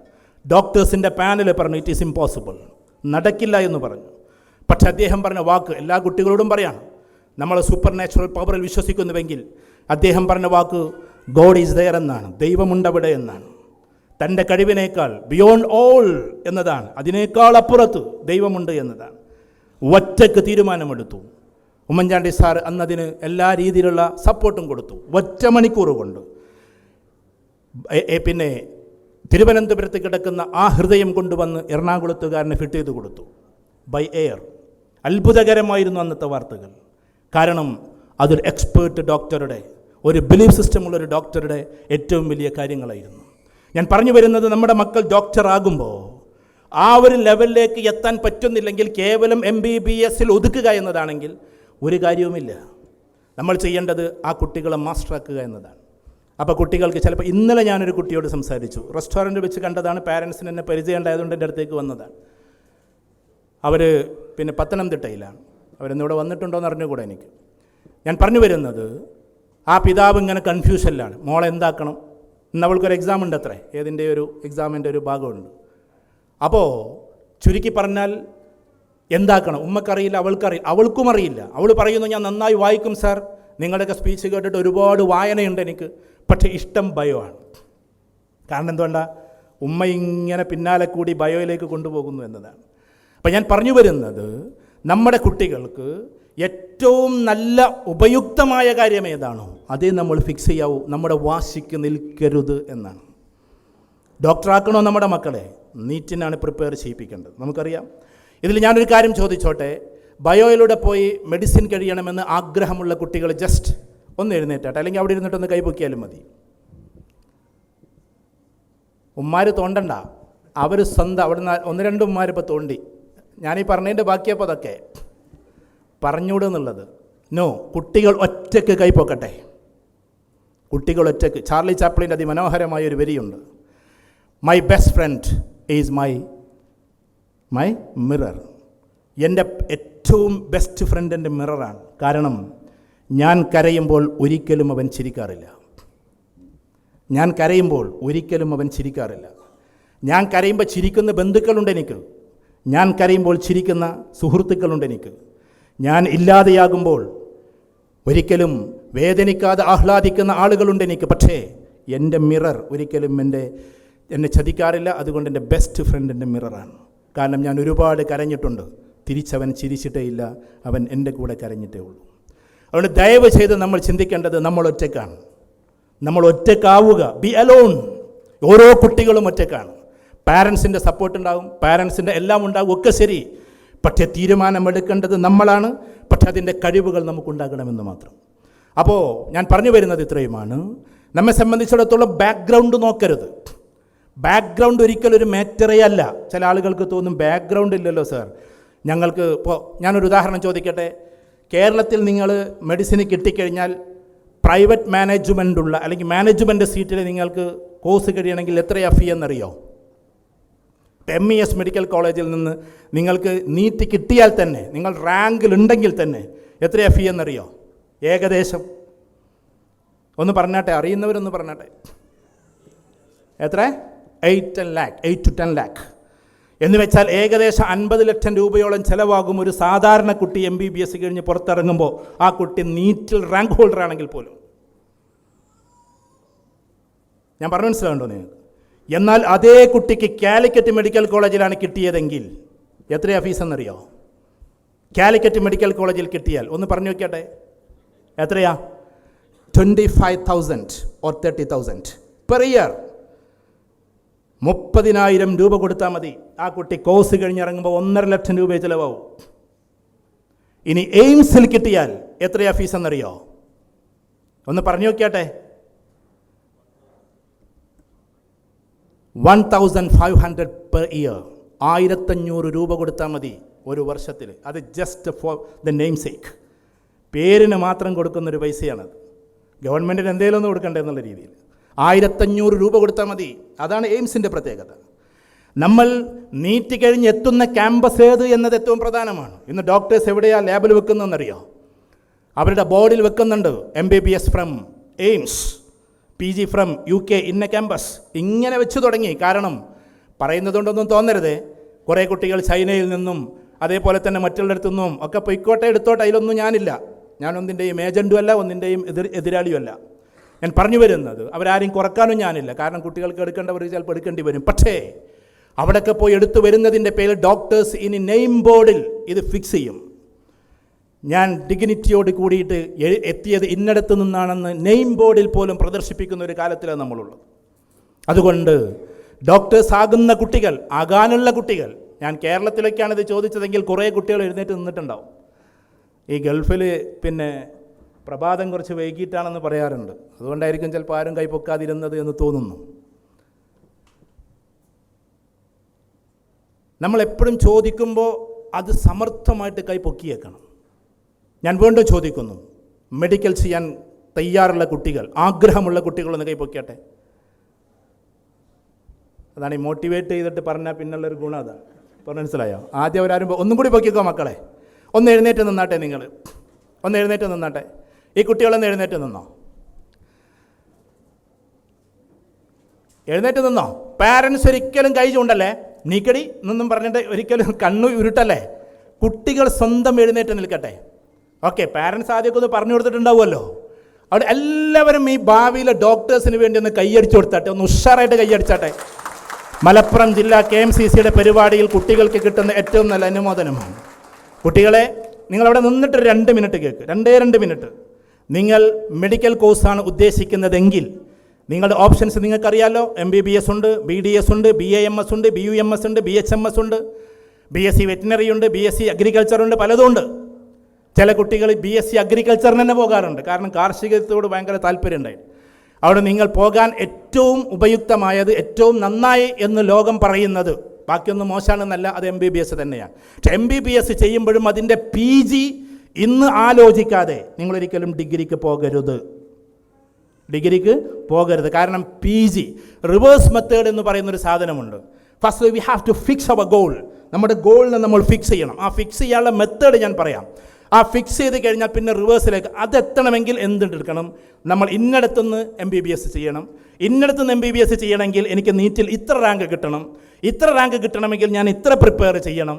ഇതൊക്കെ ഇങ്ങോട്ട് റിവേഴ്സിലേക്ക് വരിക. അല്ലാതെ ഞാനൊന്ന് പ്രിപ്പയർ ചെയ്ത് നോക്കട്ടെ, കിട്ടിയാൽ MBBS, അത് കഴിഞ്ഞിട്ട് ഇന്ന ഭാഗത്തേക്ക്, നോ. ആദ്യം ഫിക്സ് ചെയ്യണം. നമ്മൾ ആദ്യം ഫിക്സ് ചെയ്യണം. ആ ഫിക്സ് ചെയ്യുമ്പോൾ നിങ്ങളൊന്ന് ശ്രദ്ധിക്കണം. ഒറ്റ പേര് ഞാൻ പറയാം നിങ്ങളുടെ മുമ്പിൽ, ഈ കുട്ടികൾക്ക് വേണ്ടി, ഡോക്ടേഴ്സിന് വേണ്ടി. നമ്മുടെ ബാക്ക്ഗ്രൗണ്ട് നിങ്ങൾ നോക്കരുത് എന്ന് പറയുന്നത് കൊണ്ടാണ്. ഫിക്സ് ചെയ്തിരുന്നു ഒരു പാവം പെൺകുട്ടി. ആ പെൺകുട്ടി നമുക്കൊക്കെ അറിയാം എവിടെയുള്ളതാണെന്നും ആരാണ് എന്നും. പക്ഷെ ആ പെൺകുട്ടി സ്കൂളിൽ ഓട്ട മത്സരത്തിന് വേണ്ടി പോയപ്പോൾ കാലിൽ ഒന്ന് ഷൂ ധരിക്കാൻ പോലും ഉണ്ടായിരുന്നില്ല. പാവം കർഷകൻ്റെ മകളായിരുന്നു. അതുകൊണ്ട് ജസ്റ്റ് സോക്സ് ഇട്ടിട്ട്, കട്ടിയുള്ള സോക്സ് ഇട്ടിട്ട് ഓടിത്തീർത്ത് ഫസ്റ്റുകാരിയായി. ഫസ്റ്റിലേക്ക് എത്തിയപ്പോൾ അവൾ ജില്ലയിലേക്ക് മത്സരിച്ചു, പിന്നെ സ്റ്റേറ്റിലേക്ക് മത്സരിച്ചു. പോയി അവസാനം ഇന്ത്യയിലെ ഏറ്റവും വലിയ സ്പീഡുള്ള ഓട്ടക്കാരിയായി. അത്ഭുതകരമായി തൻ്റെ 18ാമത്തെ വയസ്സിൽ ജക്കാർത്തയിൽ നടന്ന ഏഷ്യൻ ഗെയിംസിൽ 400 മീറ്റർ 51 സെക്കൻഡ് കൊണ്ട് ഓടിത്തീർത്ത അത്ഭുതകാരിയായ പെൺകുട്ടിയായി അവൾ മാറി. അന്നും അവൾക്കിടാൻ അഡിഡാസിൻ്റെ ഷൂ ഇല്ലായിരുന്നു. അച്ഛനോട് പറഞ്ഞപ്പോൾ, നിങ്ങൾ ശ്രദ്ധിക്കേണ്ട കാര്യം ഇതാണ്, അച്ഛനോട് പറഞ്ഞപ്പോൾ, ആ സമയത്ത് ആ മത്സരത്തിൽ പങ്കെടുത്തപ്പോഴല്ല, സ്റ്റേറ്റ് മത്സരത്തിന് പോകുമ്പോൾ അച്ഛനോട് പറഞ്ഞു, അച്ഛനോട് എനിക്കൊരു ഷൂ വേണം. എന്തിൻ്റെ? അഡിഡാസിൻ്റെ ഷൂ. പക്ഷെ അച്ഛന് വാങ്ങിക്കൊടുക്കാൻ കെൽപ്പില്ലാത്തത് കൊണ്ടൊരു സാധാരണ ബൂട്ടാണ് കൊണ്ടുവന്ന് കൊടുത്തത്. അന്ന് നിങ്ങൾ വളരെ ശ്രദ്ധിച്ച് കേൾക്കണം. ഈ പെൺകുട്ടി ആ വെള്ള ഷൂവിൽ മാർക്കർ കൊണ്ട് എഴുതി വെച്ചു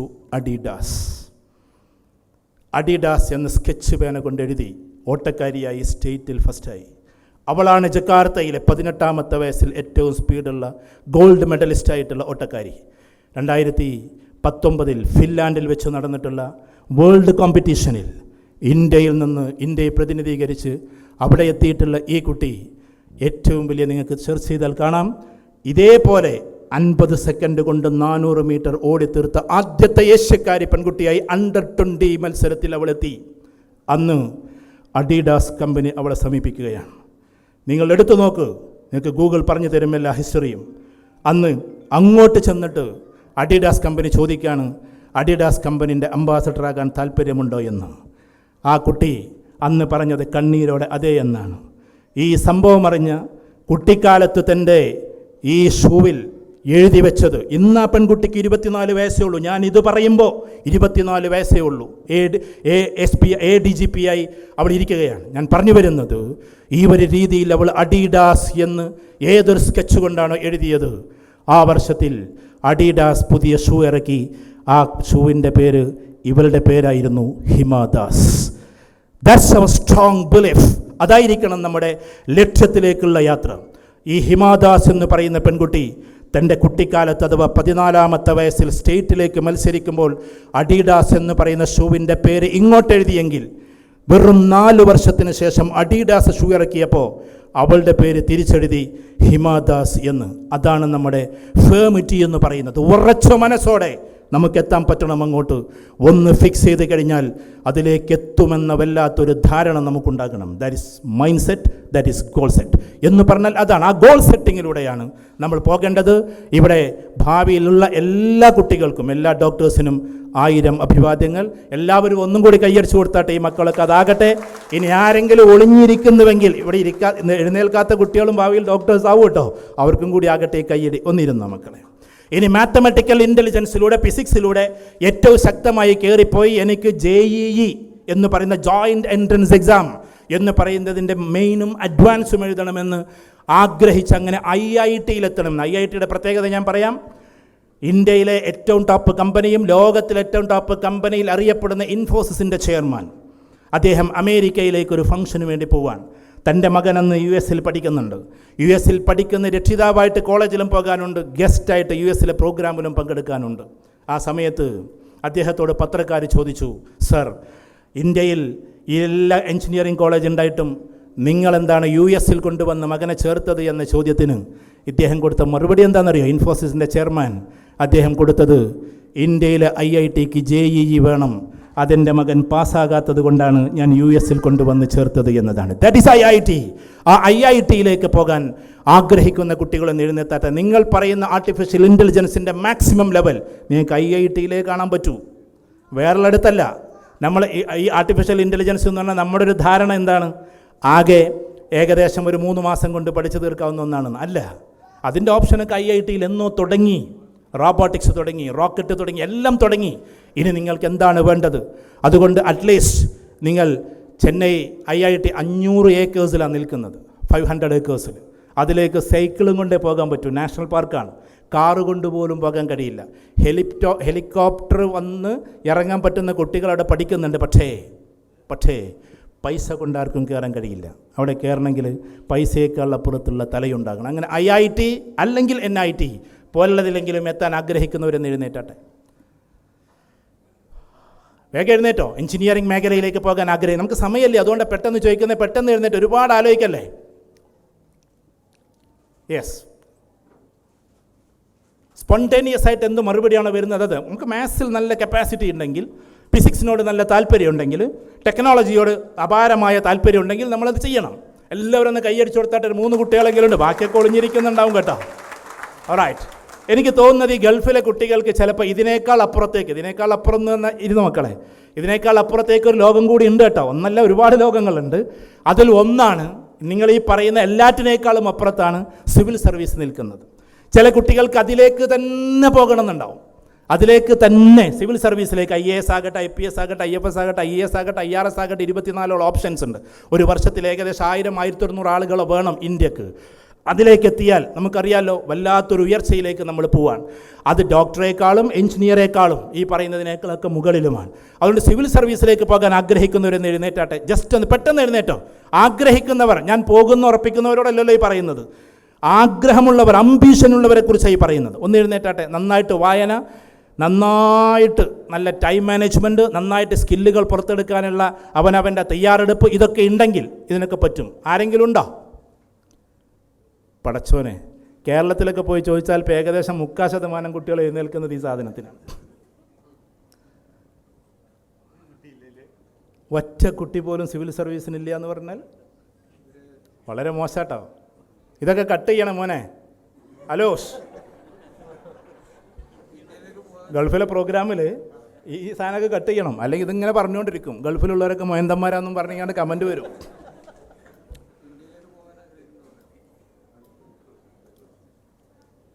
ആരുമില്ല. എന്നാലും ഒരാളെങ്കിലും ഒന്ന് എഴുന്നേറ്റാട്ടെ, ഒന്ന് തയ്യാറായി നോക്കാമെന്ന്. ആരാണ് ആ കുട്ടിയെന്നൊന്ന് നോക്കട്ടെ. ഒരു വലിയൊരു ക്ലാപ്പ് കിട്ടും ഇവിടെ. ഇതൊരു ചരിത്ര മുഹൂർത്തവും. ആരാണെന്നൊന്ന് നോക്കട്ടെ.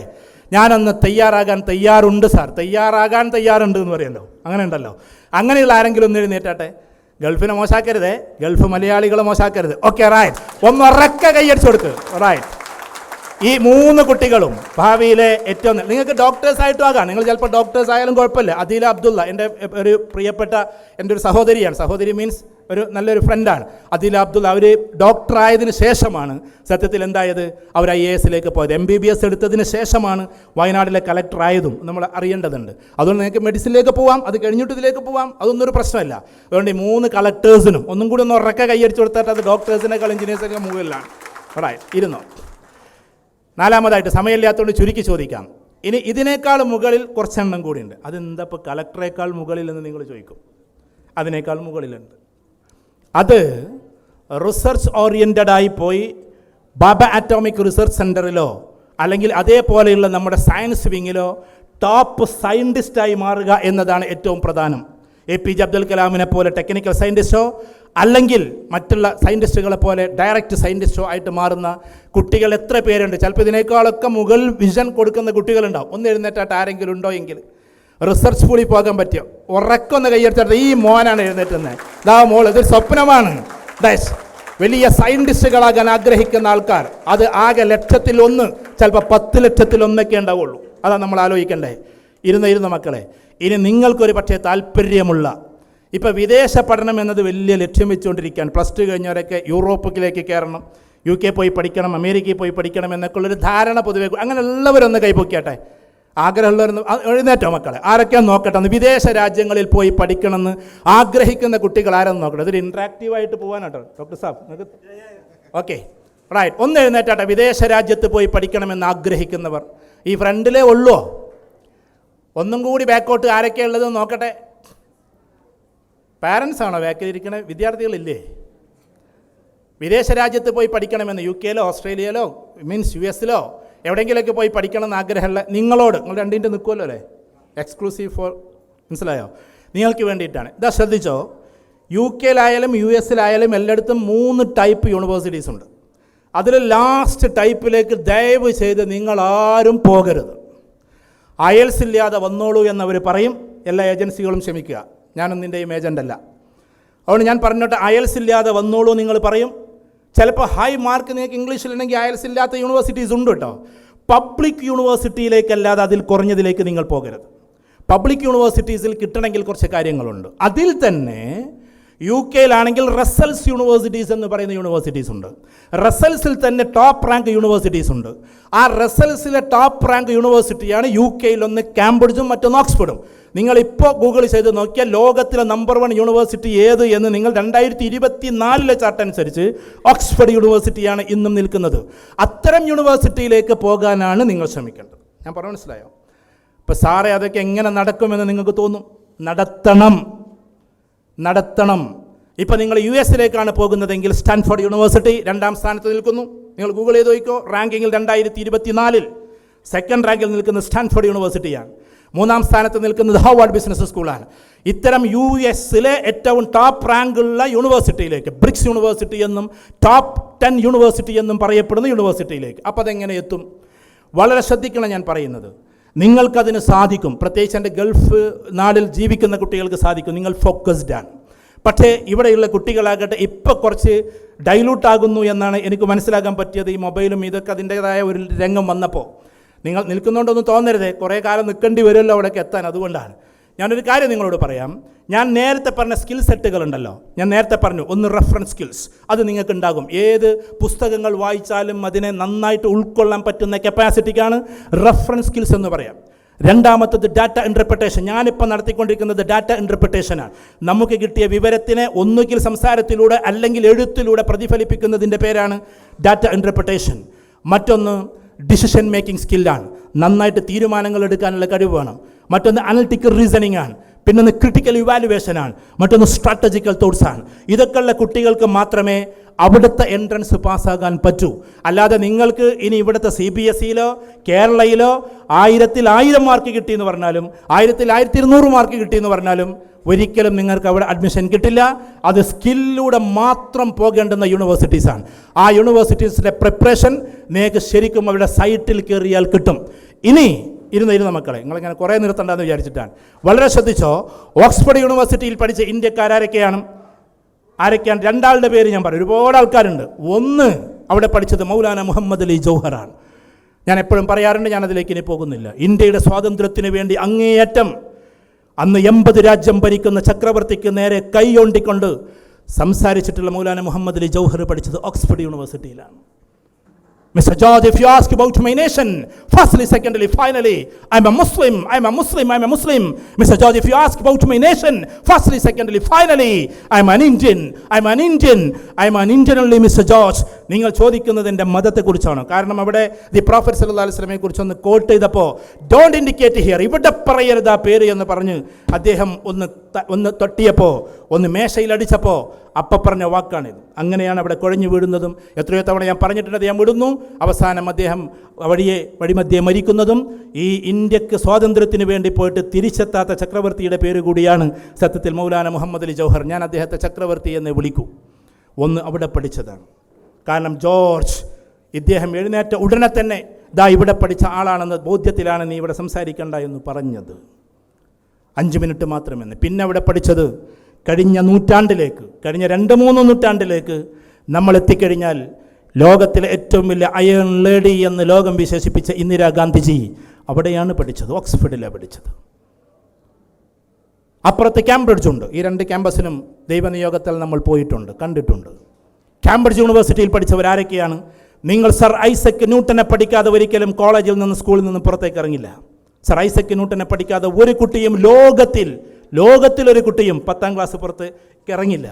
ഈ ഐസക് ന്യൂട്ടൻ്റെ ഫോട്ടോയാണ് കാംബ്രിഡ്ജിൽ ആദ്യത്തെ ഫോട്ടോ. ട്രിനിറ്റി കോളേജിലെ അവർ അലുമിനീസ് എന്ന് പറയുന്ന ആദ്യത്തെ ഫോട്ടോ സർ ഐസക് ന്യൂട്ടനാണ്.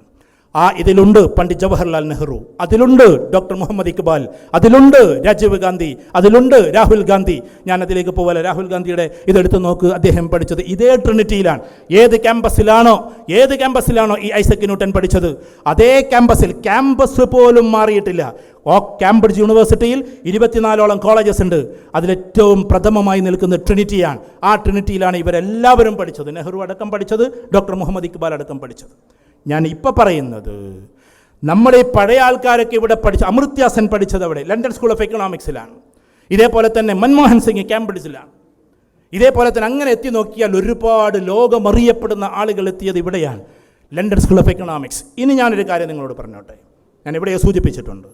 കേരളക്കരയിൽ തിരൂരിലെ ഒരു സ്കൂളിൻ്റെ പേര് ഞാൻ പറയുന്നില്ല, ഒരു സ്കൂളിൽ സംസാരിച്ചുകൊണ്ടിരിക്കുകയാണ്.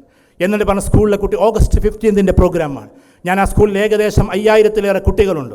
ആ കുട്ടികളോട് പറഞ്ഞു, ഇനി നിങ്ങൾ എത്തേണ്ടത് ലണ്ടൻ സ്കൂൾ ഓഫ് എക്കണോമിക്സിലാണ് എന്ന് പറഞ്ഞപ്പോൾ അവിടുത്തെ ഒരാൾ പാരൻസിൽ നിന്ന്, കൂട്ടത്തിലെ മാനേജ്മെൻറ്റിലെ ഒരു വിദഗ്ധൻ വന്നിട്ട് എന്നോട് പറഞ്ഞു, സാർ കഴിഞ്ഞ വർഷം ഈ സ്കൂളിൽ നിന്ന് ഒരു കുട്ടി ലണ്ടൻ സ്കൂൾ ഓഫ് എക്കണോമിക്സിൽ എത്തിയിട്ടുണ്ട്.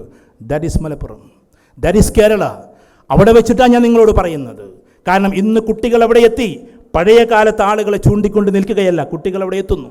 ഇതേപോലെ MM സ്കൂൾ, കാലിക്കറ്റിലെ കടപ്പുറത്ത് സ്കൂളാണ് MM സ്കൂൾ.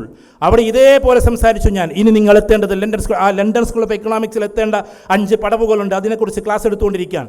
ആ സമയത്ത് ഇത് കേരളത്തിലധികം ചർച്ചയല്ല ഇപ്പോഴും കേട്ടോ. ഇപ്പോഴും നമ്മൾ ഡോക്ടർ എഞ്ചിനീയർ എന്ന് പറഞ്ഞുകൊണ്ടിരിക്കുകയാണ്. അതാണൊരു പ്രശ്നം. ഏതായിരുന്നാലും 5 പടവുകളെക്കുറിച്ച് പറഞ്ഞപ്പോൾ ഇതേപോലെ തന്നെ ഒരാൾ മാനേജർ വന്നിട്ട് എന്നോട് പ്രസംഗം കഴിഞ്ഞതിന് ശേഷം പറഞ്ഞു, സാർ ഇവിടെ നിന്നൊരു കുട്ടി കഴിഞ്ഞ വർഷം പോയി എന്ന് മാത്രമല്ല ഫ്ലൈറ്റ് ടിക്കറ്റ് വരെ ലണ്ടൻ സ്കൂൾ ഓഫ് എക്കണോമിക്സ് ആണ് എടുത്തു കൊടുത്തിട്ടുള്ളത്. അപ്പോൾ നിങ്ങൾ വിചാരിക്കേണ്ട, നിങ്ങളിങ്ങനെ കാംബ്രിഡ്ജിൻ്റെ ഫീസ് നോക്കുമ്പോൾ 2 കോടി, ഓക്സ്ഫോർഡിൻ്റെ ഫീസ് നോക്കുമ്പോൾ 1.5 കോടി, ഇതൊക്കെ നിങ്ങൾ കാണും. ആ കോടി ഉണ്ടായാലും നിങ്ങൾ 1000 കോടി ഉണ്ടായാലും അവിടെ പഠിക്കാൻ പറ്റില്ല കേട്ടോ.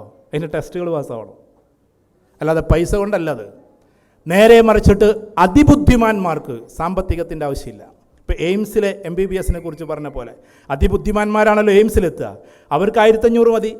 ഇതേപോലെ കാംബ്രിഡ്ജിലും ഓക്സ്ഫോർഡിലും ടെക്സസിലും കാലിഫോർണിയ യൂണിവേഴ്സിറ്റിയിലും ന്യൂയോർക്ക് യൂണിവേഴ്സിറ്റിയിലും LA യൂണിവേഴ്സിറ്റിയിലും ഈ പറയുന്ന സ്റ്റാൻഫോർഡ് യൂണിവേഴ്സിറ്റിയിലും എല്ലായിടത്തും എന്ത് വേണം? ഏറ്റവും ശക്തമായി നമ്മൾ എത്തണമെങ്കിൽ അതിൻ്റെ ടെസ്റ്റുകൾ കഴിഞ്ഞ് പൂർത്തിയാക്കണം. അതുകൊണ്ട് അവിടെ എത്താനാണ് ഞാൻ നിങ്ങളോട് പറയാം. ഇനി ആ പുറത്തേക്ക് പോകുന്ന കുട്ടികളൊന്നും കൂടി എഴുന്നേറ്റെ. ഇനി ഇതേപോലുള്ളവരൊക്കെ എഴുന്നേറ്റോ, ആരൊക്കെ ഉണ്ടെന്ന് നോക്കട്ടെ. കാരണം KMCC നിങ്ങൾ ആദരിക്കുമ്പോൾ ജസ്റ്റ് ഒരു അവാർഡ് തരാനല്ല, നിങ്ങൾ അവിടെയും കൂടി എത്തിക്കാനാണ്. വഴികളെല്ലാം കൂടി പറയാൻ ഇവിടെ സമയമില്ലാത്തത് കൊണ്ടാണ്. നിങ്ങൾ അവിടെ എത്തൂലേ? ഉറപ്പല്ലേ? ഉറപ്പല്ലേ? എന്തൊരു മൂളക്കത്തിനൊരു പ്രശ്നം അല്ലേ? എത്തുമെന്ന ഡെസ്റ്റിനി പൂർത്തിയാക്കിയിട്ടൊന്ന് കൈപ്പൊക്കണവരൊന്ന് കൈപ്പൊക്കിയാട്ടെ. ഞങ്ങൾ അവിടെ തന്നെ എത്തുന്നു. ഭാവിയിലെ വിധി എന്താണെന്ന് നമുക്ക് അറിഞ്ഞുകൂടെ, എന്നാലും നമുക്കൊന്ന് പരിശ്രമിച്ച് നോക്കിക്കൂടെ, ഒന്ന് ഉഷാറായിട്ട് നോക്കിയാട്ടെ. APJ അബ്ദുൽ കലാമിൻ്റെ ഒരു വാക്കുണ്ട്, you cannot change your future. നിങ്ങളുടെ ഫ്യൂച്ചറിനെ ചേഞ്ച് ആക്കാൻ നിങ്ങൾക്ക് കഴിയില്ല. But you can change your habits, then habits can change your future. നിങ്ങളുടെ ഫ്യൂച്ചറിനെ ചേഞ്ച് ആക്കാൻ നിങ്ങൾക്ക് കഴിയില്ല, പക്ഷേ നിങ്ങളുടെ ഹാബിറ്റുകളെ ചേഞ്ച് ആക്കാൻ നിങ്ങൾക്ക് പറ്റും. ഹാബിറ്റിനെ ചേഞ്ച് ആക്കിയാൽ നിങ്ങളുടെ ഫ്യൂച്ചറിനെ ചേഞ്ച് ആക്കാൻ നിങ്ങൾക്ക് പറ്റും. ആ ഒരർത്ഥത്തിൽ പരിശ്രമിക്കാന്നുള്ളവരൊന്ന് കൈപ്പൊക്കിയാട്ടെ. ഒന്ന് ഉഷാറായിട്ട് കൈകാണ്ട് പൊക്കിക്കോ, ഒന്നുറക്കെ കൈയടിച്ചു കൊടുത്താട്ടെ.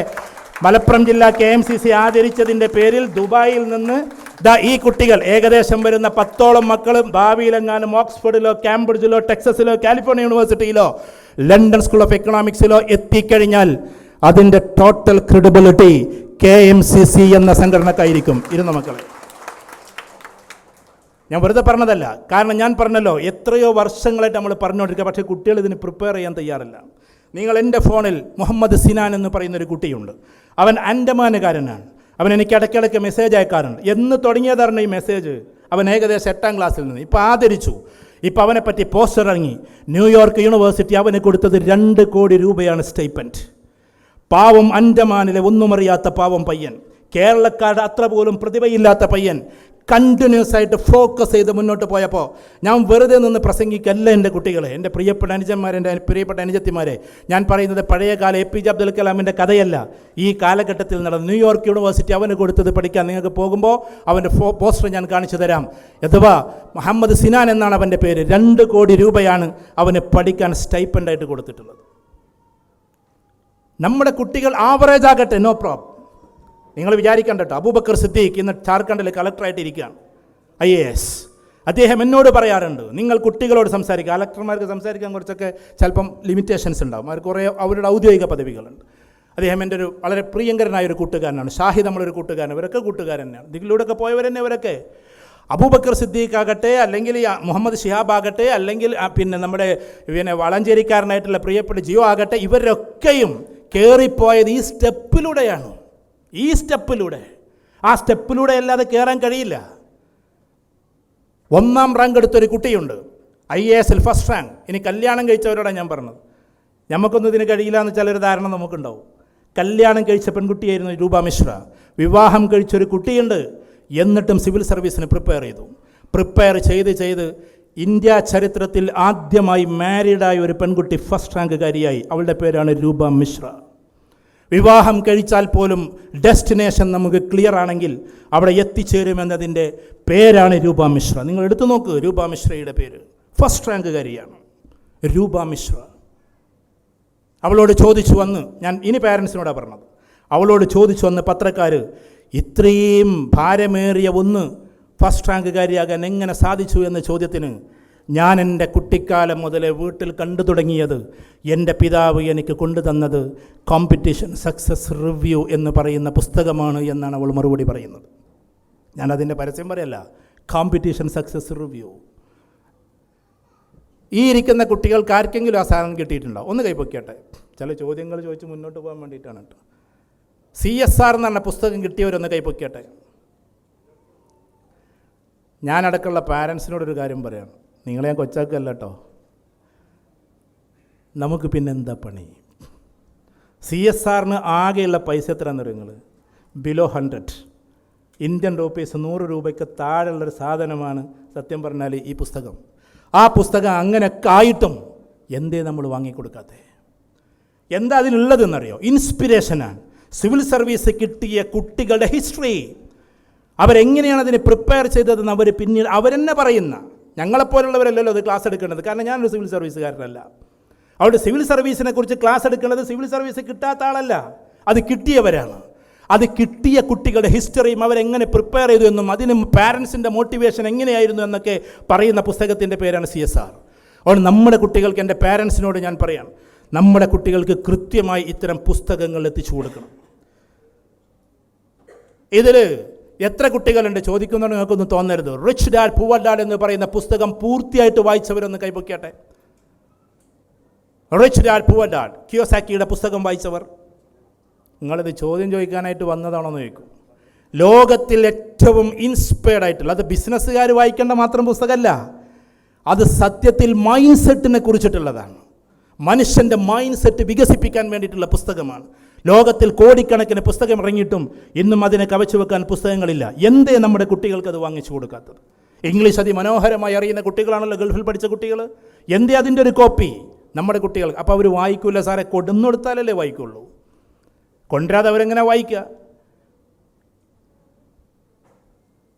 ഇതേപോലെ തന്നെ മറ്റു പല പുസ്തകങ്ങളുണ്ട്. അറ്റ്ലീസ്റ്റ് നമ്മുടെ പ്രകൃതം മാറ്റാനുള്ള 7 ഹാബിറ്റ്സ് വായിച്ചവരൊന്ന് കൈപ്പൊക്കാട്ടെ. ഏത് പ്രകൃതം മാറേണ്ടത് സാറേ എന്നുള്ളതാണ് അല്ലേ. 7 ഹാബിറ്റ്സ് വായിച്ച കുട്ടികൾ, ഞാൻ പാരൻസിനോടല്ല പറഞ്ഞത്, സ്റ്റീഫൻ ആർ കോവയുടെ പുസ്തകം 7 ഹാബിറ്റ്സ്. ഞാൻ പറയുന്നു, ഞാനിവിടെ പ്രസ്താവിക്കുകയാണ്, ലോകത്തിൽ എത്രയോ ലക്ഷക്കണക്കിന് ആളുകളുടെ പ്രകൃതത്തെ മാറ്റിമറിച്ച പുസ്തകത്തിൻ്റെ പേരാണ് 7 ഹാബിറ്റ്സ്. 7 ഹാബിറ്റ്സ് നമ്മുടെ ഉള്ളിലേക്ക് കൊണ്ടുവരലാണ്, അതിനുള്ള മെത്തേഡുകൾ പറയലാണ്, അത് ഡെയിലി പ്രാക്ടീസ് ചെയ്യലാണ്. എത്ര ആളുകൾ മാറിയെന്നറിയോ? അബുദാബിയിലെ KMCC-കാരെങ്കിലും ഇവിടെ ഉണ്ടെങ്കിൽ ഞാൻ അവരൊന്ന് അനുമോദിക്കുന്നതുകൊണ്ട് നിങ്ങൾക്കൊന്നും തോന്നരുത്, കാരണം അത് ദുബായ് KMCC ആണെന്ന് എനിക്കറിയാം. 7 ഹാബിറ്റ്സിൻ്റെ ഒരു വർഷത്തെ കോഴ്സ് അവർ നടത്തിയിരുന്നു. ആ കോഴ്സ് പൂർത്തിയാക്കിയിട്ട് അവർ സർട്ടിഫിക്കേഷൻ വാങ്ങിയിരുന്നു. അതിപ്രഗത്ഭനായിട്ടുള്ള ആളുകൾ അവരെ പഠിപ്പിച്ചിരുന്നു. അതിനുശേഷം എനിക്കറിയാം, റൈസ് എന്ന് പറയുന്ന സംഘടനയിലെ പല ആൾക്കാരും ബിസിനസ് തുടങ്ങി, പല ആൾക്കാരും ജോലിയിൽ തന്നെ ഒരുപാട് ഉയർച്ചയിലേക്ക് എത്തി. കാരണം ഓരോ പുസ്തകത്തിൻ്റെ മാറ്റങ്ങളാണ്. ഞാൻ പറയുന്നത്, നമ്മുടെ കുട്ടികൾക്ക് ലൈബ്രറി കൊടുക്കണം. നമ്മളിപ്പോൾ ഇവിടെ നല്ല അടിപൊളിയായിട്ട് വീട് വെച്ചിട്ടുണ്ടാകാം, ചില ആൾക്കാർ സ്വന്തം വീട് വാങ്ങിയിട്ടുണ്ടാകാം, പക്ഷേ വീട്ടിൽ ഇതുവരെ ലൈബ്രറി ഉണ്ടാവില്ല. അതുകൊണ്ട് വീട്ടിൽ ലൈബ്രറി കമ്പൽസറിയാണ്. നമ്മുടെ കുട്ടികൾ കാണുന്നതിൽ ഷോക്കേസിൽ വെക്കരുത്, ഷോഫല്ല ലൈബ്രറി, നേരെ മറിച്ച് അത് വായിച്ച് തീർക്കാനുള്ളതാണ്. നമ്മുടെ കുട്ടികളെ ഞാൻ ചുരുക്കുന്നു, സമയമില്ലാത്തത് കൊണ്ട് ഇതാ ശ്രദ്ധിച്ചോ. ഭാവിയിൽ നിങ്ങൾ കരിയർ എടുക്കാൻ, ഇനി ഇതിൽ ലോ ചെയ്യണമെന്ന് ആഗ്രഹിക്കുന്ന, ഇനി സ്പീഡ് പോകട്ടോ, ആർക്കെങ്കിലും ലോ ചെയ്യണമെന്ന് ആഗ്രഹമുണ്ടോ? എഴുന്നേറ്റോ. ആരൊക്കെ ലോ ചെയ്യുക? അഡ്വക്കേറ്റ് ആകാൻ ആഗ്രഹം, കോടതിയെ വിറപ്പിക്കുന്ന, പ്രത്യേകിച്ചും ഇന്ത്യയിലും ഈ രാജ്യത്തുമൊക്കെ നീതിക്ക് വേണ്ടിയിട്ട് വാദിക്കുന്ന അഡ്വക്കേറ്റ്സ് ആയിട്ട് മാറാൻ ആഗ്രഹിക്കുന്നവരെന്ന് കൈപ്പൊക്കട്ടെ. ഈ ഒരു അഡ്വക്കേറ്റിന് വേണ്ടി അവൾ ഇന്നിട്ടിട്ട് കറുത്ത കോട്ടാണ്, അതുകൊണ്ട് ഉറക്കൊന്ന് കൈയടിച്ചു കൊടുത്താട്ടെ. ഇരുന്ന മോളെ, ഇനി ആർക്കെങ്കിലും ഇതേപോലെ തന്നെ ഫാഷൻ ഡിസൈനിങ് എന്ന് പറഞ്ഞാൽ രക്ഷിതാക്കൾ തെറ്റിദ്ധരിക്കേണ്ട കേട്ടോ. ഒരു കുട്ടി ഫാഷൻ ഡിസൈനിങ് പഠിച്ചാൽ, ഇപ്പോൾ ഇന്ത്യയിൽ national institute of fashion technology ഉണ്ട്, ഞാൻ പറഞ്ഞ മനസ്സിലായി. അതിന് എൻട്രൻസ് ഉണ്ട്, അത് സാധാരണ കോഴ്സല്ല. പക്ഷേ ഒരു ഡ്രസ്സിൻ്റെ ഫാഷൻ ഉണ്ടാക്കിയാൽ ആ ഡ്രസ്സ് ലോകത്തിലേക്ക് മുഴുവനും നന്നായിട്ട് ബിസിനസ് ചെയ്യുന്ന എത്രയോ ഫാഷൻ ഡിസൈനിങ് ചെയ്ത കുട്ടികളുണ്ട്. അതുകൊണ്ട് ഫാഷൻ ഡിസൈനിങ് എന്ന് പറഞ്ഞാൽ അങ്ങനത്തെ ഡ്രസ്സ് ഇട്ട് നടക്കല നിങ്ങൾ വിചാരിക്കേണ്ട, അതൊരു എക്സ്ട്രീം ലെവൽ കോഴ്സാണ്. അതിൽ പോകാൻ ആഗ്രഹിക്കുന്നവരാരൊക്കെ ഒന്ന് എഴുന്നേറ്റാട്ടെ. അത് ബാക്കിലൊക്കെ എഴുന്നേൽക്കുന്നു, ഒന്നുറക്കെ കൈയടിച്ചു കൊടുത്തേക്ക് ജസ്റ്റ് റൈറ്റ്. അത് വെറുതെ എണീറ്റാന്നാവട്ടെ, അത് ആരെങ്കിലും എണീറ്റോ എന്ന് നോക്കിയാന്ന് എനിക്ക് അറിഞ്ഞുകൂടാ. ഏതായിരുന്നാലും ഇത് അശ്രദ്ധിക്ക്. ഇനി അതല്ല, മീഡിയ പേഴ്സൺ ആകും. ഇന്നത്തെ കാലത്ത് അങ്ങനെ ഉണ്ടാവുമല്ലോ, മീഡിയയിൽ തിളങ്ങുന്ന ആളാകാൻ ആഗ്രഹിക്കുന്ന ആൾക്കാർക്ക് നാഷണൽ ഇൻസ്റ്റിറ്റ്യൂട്ട് അതിനുമുണ്ട്. ഏതിന്? ഈ പറയുന്ന മീഡിയക്ക് വേണ്ടിയിട്ടുണ്ട്. ഒന്ന് എഴുന്നേറ്റാട്ടെ. ആരൊക്കെയാണ് മീഡിയക്ക് വേണ്ടി? ഒന്ന് എഴുന്നേറ്റ മോളെ, കൈ പൊക്കണ്ട, അവിടെ എഴുന്നേറ്റ മടി കാണിക്കരുത്, നമ്മളണ്ട് എഴുന്നേറ്റോ മീഡിയയിലേക്ക് കയറാൻ. ഒന്ന് ഉറക്കെ കൈയടിച്ചു കൊടുത്താട്ടെ. ഇനി ചില കുട്ടികൾക്ക് താല്പര്യം ഇതൊന്നുമല്ല, ഞങ്ങൾക്ക് താല്പര്യം സാർ നല്ല ബിസിനസ്സുകാരാകണമെന്ന് ആഗ്രഹിക്കുന്നവരൊന്ന് എഴുന്നേറ്റാട്ടെ. ഇത് അതിൻ്റെ വേറൊരു മറുകണ്ഠമാണ്. അത് ശരി, ഫ്രണ്ടിൽ എല്ലാവരും ഇങ്ങനെയൊക്കെ തന്നെ, അവർക്ക് കളക്ടർ ആവണം, ഡോക്ടറും ആവണം, അതോടൊപ്പം ബിസിനസ്സുകാരനാവണം. ചുരുങ്ങിയത് ആസാദ് മൂപ്പൻ ആവേണ്ടി വരും, അതിൽ കളക്ടർ ആവില്ല എന്ന് മാത്രമാണ്. ശരി, ഒന്ന് ഉറക്കെ കൈയടിച്ചു കൊടുത്താട്ടെ. ഇരുന്ന് നിങ്ങൾ കുറച്ച് നേരത്തെ നിന്നതായതുകൊണ്ട് ഞാൻ പറയാം, ഈ ലോകത്തിൽ ബിസിനസ് പഠിക്കാൻ ഏറ്റവും ടോപ്പ് സെൻറ്റർ ഒന്ന് ഇന്ത്യയിലെ IIM ആണ്. അതിൻ്റെ എക്സാമിനേഷൻ CAT എന്ന് പറയുന്ന എക്സാമിനേഷനാണ്. കോമൺ അഡ്മിഷൻ ടെസ്റ്റ് കഴിഞ്ഞാലേ നിങ്ങൾക്ക് IIM-ലേക്ക് എത്താൻ പറ്റൂ. അവിടെ പഠിക്കലാണ് ഏറ്റവും ടോപ്പ് ഇൻ ഇന്ത്യ. അതല്ല, നിങ്ങൾ ലോകത്തിൻ്റെ നെറുകയിലേക്ക് എത്തണമെന്ന് ആഗ്രഹിക്കുന്നുവെങ്കിൽ അതിന് വേണ്ടിയിട്ടുള്ള 2-3 സെൻറ്റേഴ്സിൻ്റെ അതിൽ ഒന്നിൻ്റെ പേരാണ്, നമ്പർ 1 ആണ് ഹാർവാർഡ് ബിസിനസ് സ്കൂൾ. അതായിരിക്കണം നമ്മൾ പഠിക്കേണ്ടത്, അവിടുത്തെ എൻട്രൻസ് ആയിരിക്കണം നമ്മൾ കഴിയേണ്ടത്. കുറച്ച് പ്രയാസം ഉണ്ടാകും, എന്നാലും ഹാർവാർഡിലേക്കോ സ്റ്റാൻഫോർഡിലേക്കോ അതേപോലെ തന്നെ ലണ്ടൻ സ്കൂൾ ഓഫ് എക്കണോമിക്സിലേക്കോ ഇത് പഠിക്കാൻ വേണ്ടിയിട്ട് നിങ്ങൾ എത്തണം. ഈ പറയുന്ന കാംബ്രിഡ്ജിലും ഓക്സ്ഫോർഡിലും ഒക്കെ ഉണ്ടെങ്കിലും ഹാർവാർഡ് ബിസിനസ് സ്കൂളാണ് അതിൻ്റെ എക്സ്ട്രീം വേർഡ് എന്ന് നമ്മൾ ആലോചിക്കണം. അറിഞ്ഞിരിക്കേണ്ടതുണ്ട്.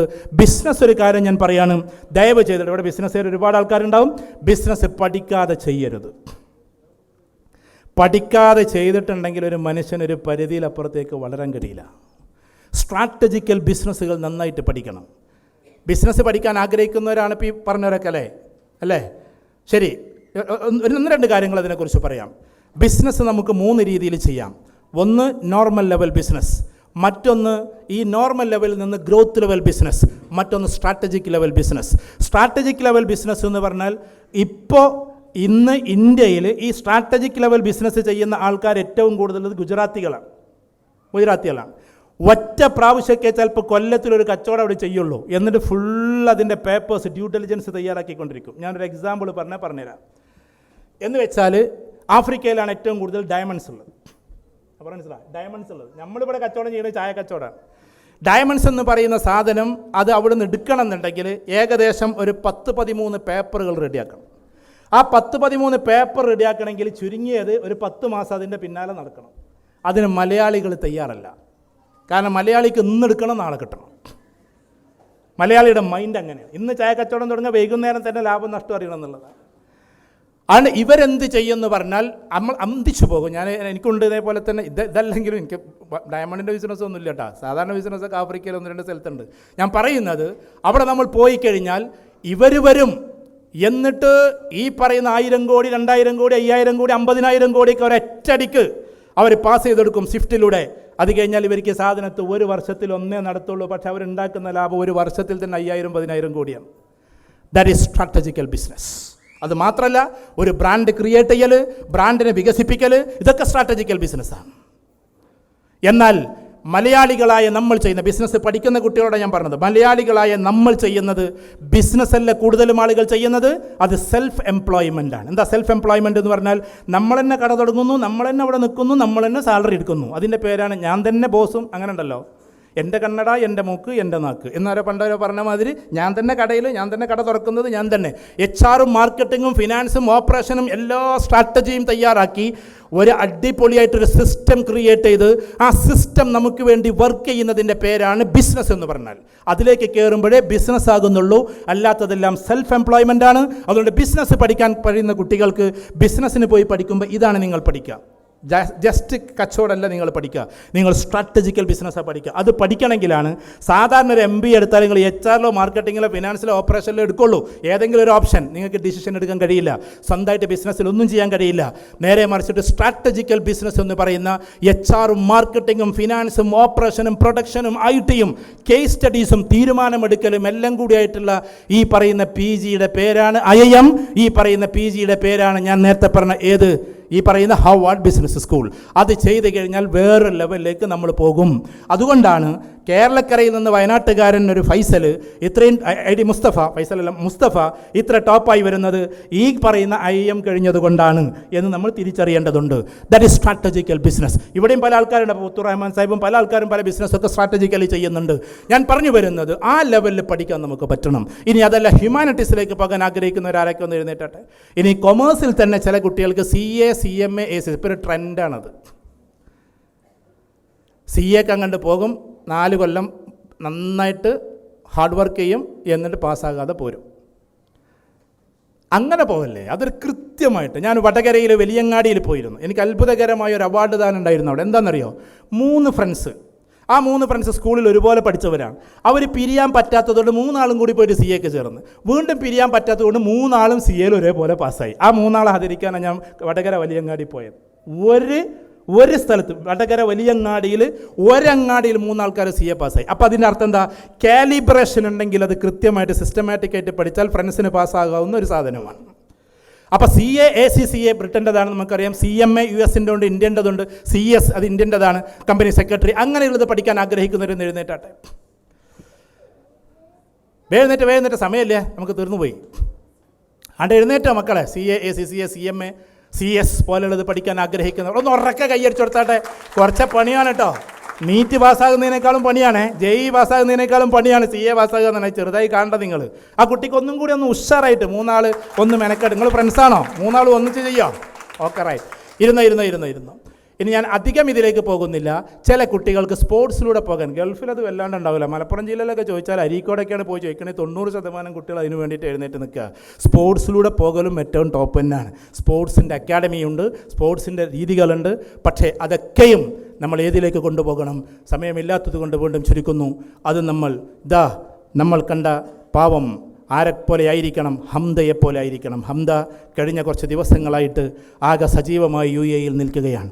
ഹംദ ഫൗണ്ടേഷൻ്റെ ഹംദ 18-ാമത്തെ വയസ്സിൽ അവൾ തുടങ്ങി വെച്ചത് 21-ാമത്തെ വയസ്സിൽ ഫൗണ്ടേഷനായി തുടങ്ങി. അങ്ങനെ കാർ റേസിംഗ് എന്ന് പറയുന്നതിൽ ഈ UAE അത്ഭുതകരമായ പെൺകുട്ടിയായിരുന്നു ഹംദ. ഈ ഹംദ 24-ാമത്തെ വയസ്സിൽ ഈ ലോകത്തോട് ഇവിടെ പറഞ്ഞുതാ ഏതാനും ദിവസങ്ങൾക്ക് മുമ്പേ.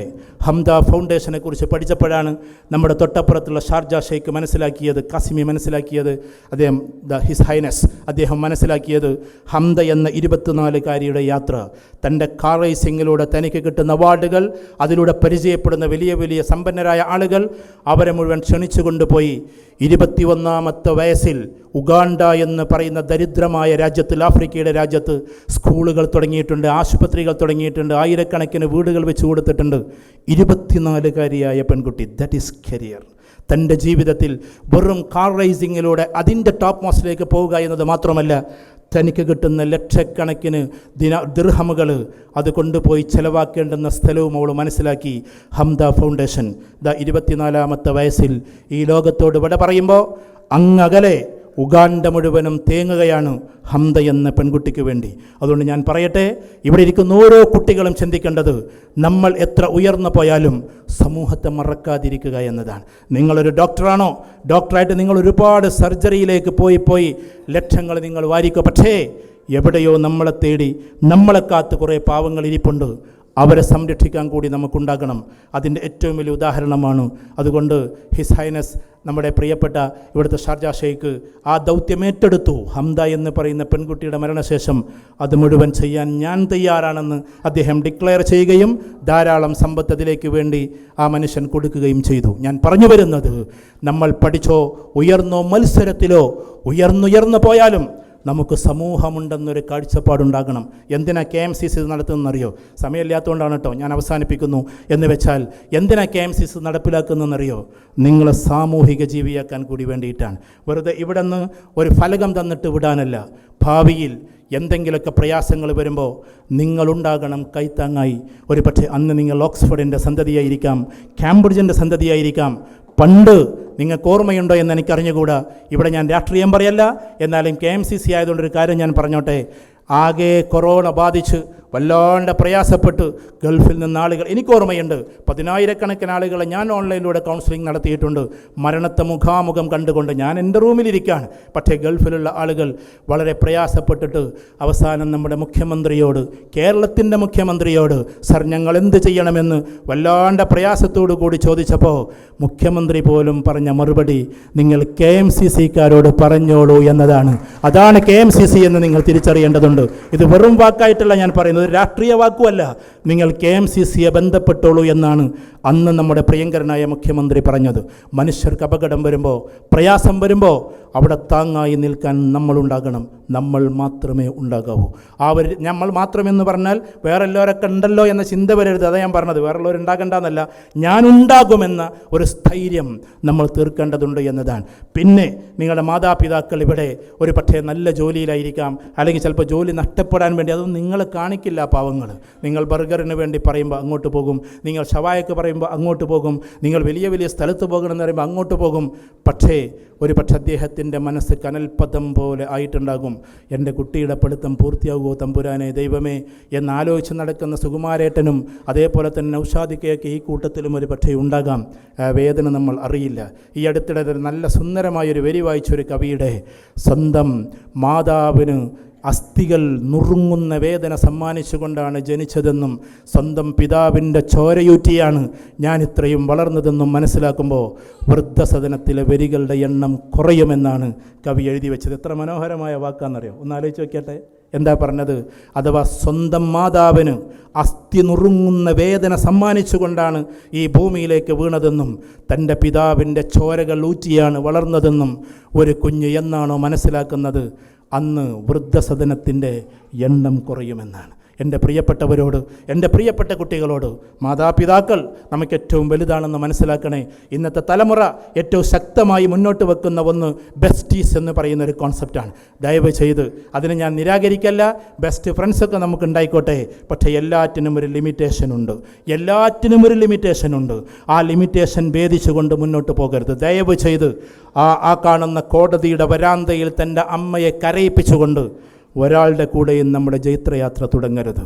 പാവം മാതാവ് കരയരുത്. അതേത് ജാതിയാകട്ടെ, ഏത് മതമാകട്ടെ, പരസ്പരം അങ്ങോട്ടും ഇങ്ങോട്ടും നമ്മൾ സഞ്ചരിക്കേണ്ടതുമില്ല. അങ്ങനൊരു മതവുമില്ല.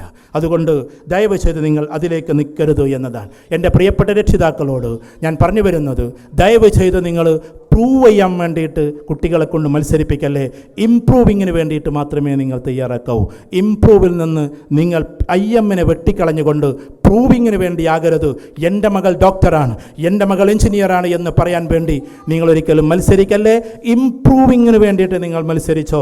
നേരെ മറിച്ച് പ്രൂവ് ചെയ്യാൻ വേണ്ടിയിട്ട് നമ്മളൊരിക്കലും മത്സരിക്കാതിരിക്കണേ എന്ന് ഞാൻ നിങ്ങളോട് പറയാൻ. ഫാമിലി കോൺസെപ്റ്റ് നന്നായിട്ട് നമുക്കുണ്ടാകണം. ഈ അടുത്തിടെ ഒരു കുട്ടിയോട് ചോദിച്ചു എന്താണ് ഫാമിലി എന്ന്. ടീച്ചർ ചോദിച്ച ചോദ്യമാണ്. നിഷ്കളങ്കമായ കുട്ടിയുടെ മറുപടി എന്താണെന്നറിയോ?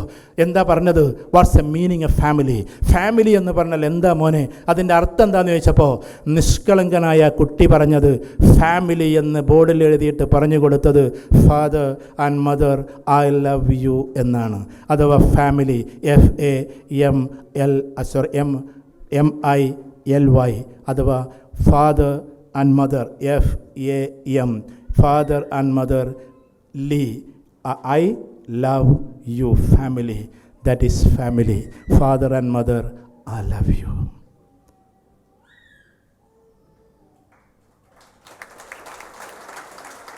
നിഷ്കളങ്കനായ കുട്ടിയുടെ മറുപടി നമുക്കുണ്ടാകണം. അതാണ് ഫാമിലി. ആ കുട്ടി പറഞ്ഞതാണ് family. Father and mother I love U. അത് വിട്ട് നമ്മൾ പോകരുത്. നമ്മുടെ മാതാപിതാക്കളെ വേദനിപ്പിച്ച് നമ്മൾ പോകരുത്. എൻ്റെ മാതാപിതാക്കളോട് ദയവ് ചെയ്ത് നിങ്ങളൊരിക്കലും എന്താകരുത്, കുട്ടികളെ ഇമ്പോസ് ചെയ്ത് കൈസുമാരെ സൃഷ്ടിക്കരുത്. ഇനി കുട്ടികളോട് നിങ്ങൾ ദയവ് ചെയ്ത് ആര് നിങ്ങളെ ബോഡി ഷെയിം പറഞ്ഞാൽ, ഇപ്പോൾ ബോഡി ഷെയിം എന്ന് അതിന് പറയാം അല്ലേ, നീ കറുത്തവളാണ്, നീ മെലിഞ്ഞവളാണ്, നിന്നെക്കൊണ്ട് പറ്റൂല, നീ പഠിക്കാത്ത ആളാണ്, ബോഡി ഷെയിം എന്ന് പറയും. അതിങ്ങനെ പറഞ്ഞാൽ നീ മടിച്ചിയാണ് പലതും പറയും രക്ഷിതാക്കൾ. പക്ഷേ ആ സമയത്തൊക്കെയും രക്ഷിതാക്കൾ പറയൂല, മറ്റുള്ളവർ പറയുമ്പോൾ നിങ്ങൾ ഓർക്കേണ്ട ഒരു പേരുണ്ട്. അതാരുടേതാണെന്നറിയോ? ശ്രീകാന്ത് ബൊല്ല അറിയുന്നവരൊന്ന് കൈപ്പൊക്കാട്ടെ. ഈ ഗൾഫേർക്കൊന്നും അറിയില്ലേ പഠിച്ചോനെ? ശ്രീകാന്ത് ബൊല്ല അറിയുന്നവരൊന്ന് കൈപ്പൊക്കാട്ടെ. ജനിച്ചത് അന്ധനായിട്ടാണ്. ശ്രദ്ധിച്ച് കേട്ടോ. ശ്രീകാന്ത് ബൊല്ല ജനിച്ചത് ഇന്ത്യയിലാണ്. അന്ധനായി ജനിച്ചതുകൊണ്ട് SSLC കഴിഞ്ഞപ്പോൾ, നിങ്ങളെപ്പോലെ SSLC കഴിഞ്ഞപ്പോൾ +2 സയൻസിന് അഡ്മിഷൻ കൊടുത്തില്ല. കാരണം സയൻസ് ആയിരുന്നു അവൻ്റെ ആഗ്രഹം. സയൻസ് പഠിക്കാൻ വേണ്ടിയിട്ട് ഒരിക്കലും താല്പര്യമില്ലാത്ത കുട്ടിയല്ലായിരുന്നു അവൻ. പക്ഷേ കണ്ണ് കാണാത്തത് കൊണ്ട്, അന്ധനായതുകൊണ്ട് ലാബിൽ നിൽക്കേണ്ടി വരും നീ, അതുകൊണ്ട് ചെയ്യാൻ പാടില്ല എന്ന് സ്കൂൾ പറഞ്ഞു. പക്ഷേ കോടതി വിധിച്ചു. ആര്? ശ്രീകാന്ത് ബൊല്ല സയൻസ് പഠിക്കട്ടെ എന്ന് കോടതിയാണ് വിധിച്ചത്. അങ്ങനെ പോയി നിങ്ങൾ റിസർച്ച് ചെയ്ത് നോക്കിക്കോ. 98% 98% സയൻസ് പാസ്സായി ഈ പറയുന്ന ശ്രീകാന്ത് ബൊല്ല. അങ്ങനെ IITയിൽ അഡ്മിഷന് വേണ്ടി JEE കുറച്ച് പ്രയാസമായതുകൊണ്ട് ഇത്തരം കുട്ടികൾക്ക് വല്ല ചാൻസും ഉണ്ടോ എന്ന് IITയോട് ചോദിച്ചപ്പോൾ IITയും റിജക്റ്റ് ചെയ്തു. കാരണം ഇവിടെ ചേരാൻ കുറേ പ്രയാസങ്ങളുണ്ട് എന്നാണ്. വാർത്ത അറിഞ്ഞത് MIT ആണ്, മസാച്യുസെറ്റ്സ് ഇൻസ്റ്റിറ്റ്യൂട്ട് ഓഫ് ടെക്നോളജി. IITയേക്കാളും തലതൊട്ടപ്പനായ ലോകത്തിൻ്റെ IITയുടെ പേരാണ് MIT, Massachusetts institute of technology. അവന് അഡ്മിഷൻ കൊടുക്കുകയാണ്. ലോകത്തിലെ ആദ്യത്തെ അന്ധവിദ്യാർത്ഥിയാണ്, അതും ഇൻ്റർനാഷണൽ ബ്ലൈൻഡ് സ്റ്റുഡൻ്റാണ്. സത്യം പറഞ്ഞാൽ ഈ പറയുന്ന ഈ ശ്രീകാന്ത് ബൊല്ല എന്ന് പറയുന്ന വ്യക്തി അവിടെ നിന്ന് പഠിത്തം കഴിഞ്ഞ് പുറത്തിറങ്ങുന്നു. ഇന്ന് ലോകത്തിലെ ഏറ്റവും വലിയൊരു സ്റ്റാർട്ടപ്പ് തുടങ്ങി 30 ഇൻ്റർനാഷണൽ കമ്പനികളൊരു കമ്പനിയായി. ഈ ശ്രീകാന്ത് ബൊല്ലയുടെ ഹിസ്റ്ററി അറിഞ്ഞ് അവനിപ്പോൾ മൊത്തം ഈ ഇൻവെസ്റ്റ്മെൻറ്റ് നടത്തി കൊടുത്തിട്ടുള്ള വ്യക്തിയുടെ പേരാണ് ദ ഗ്രേറ്റ് രത്തൻ ടാറ്റ എന്ന് നമ്മൾ ആലോചിക്കേണ്ടതുണ്ട്.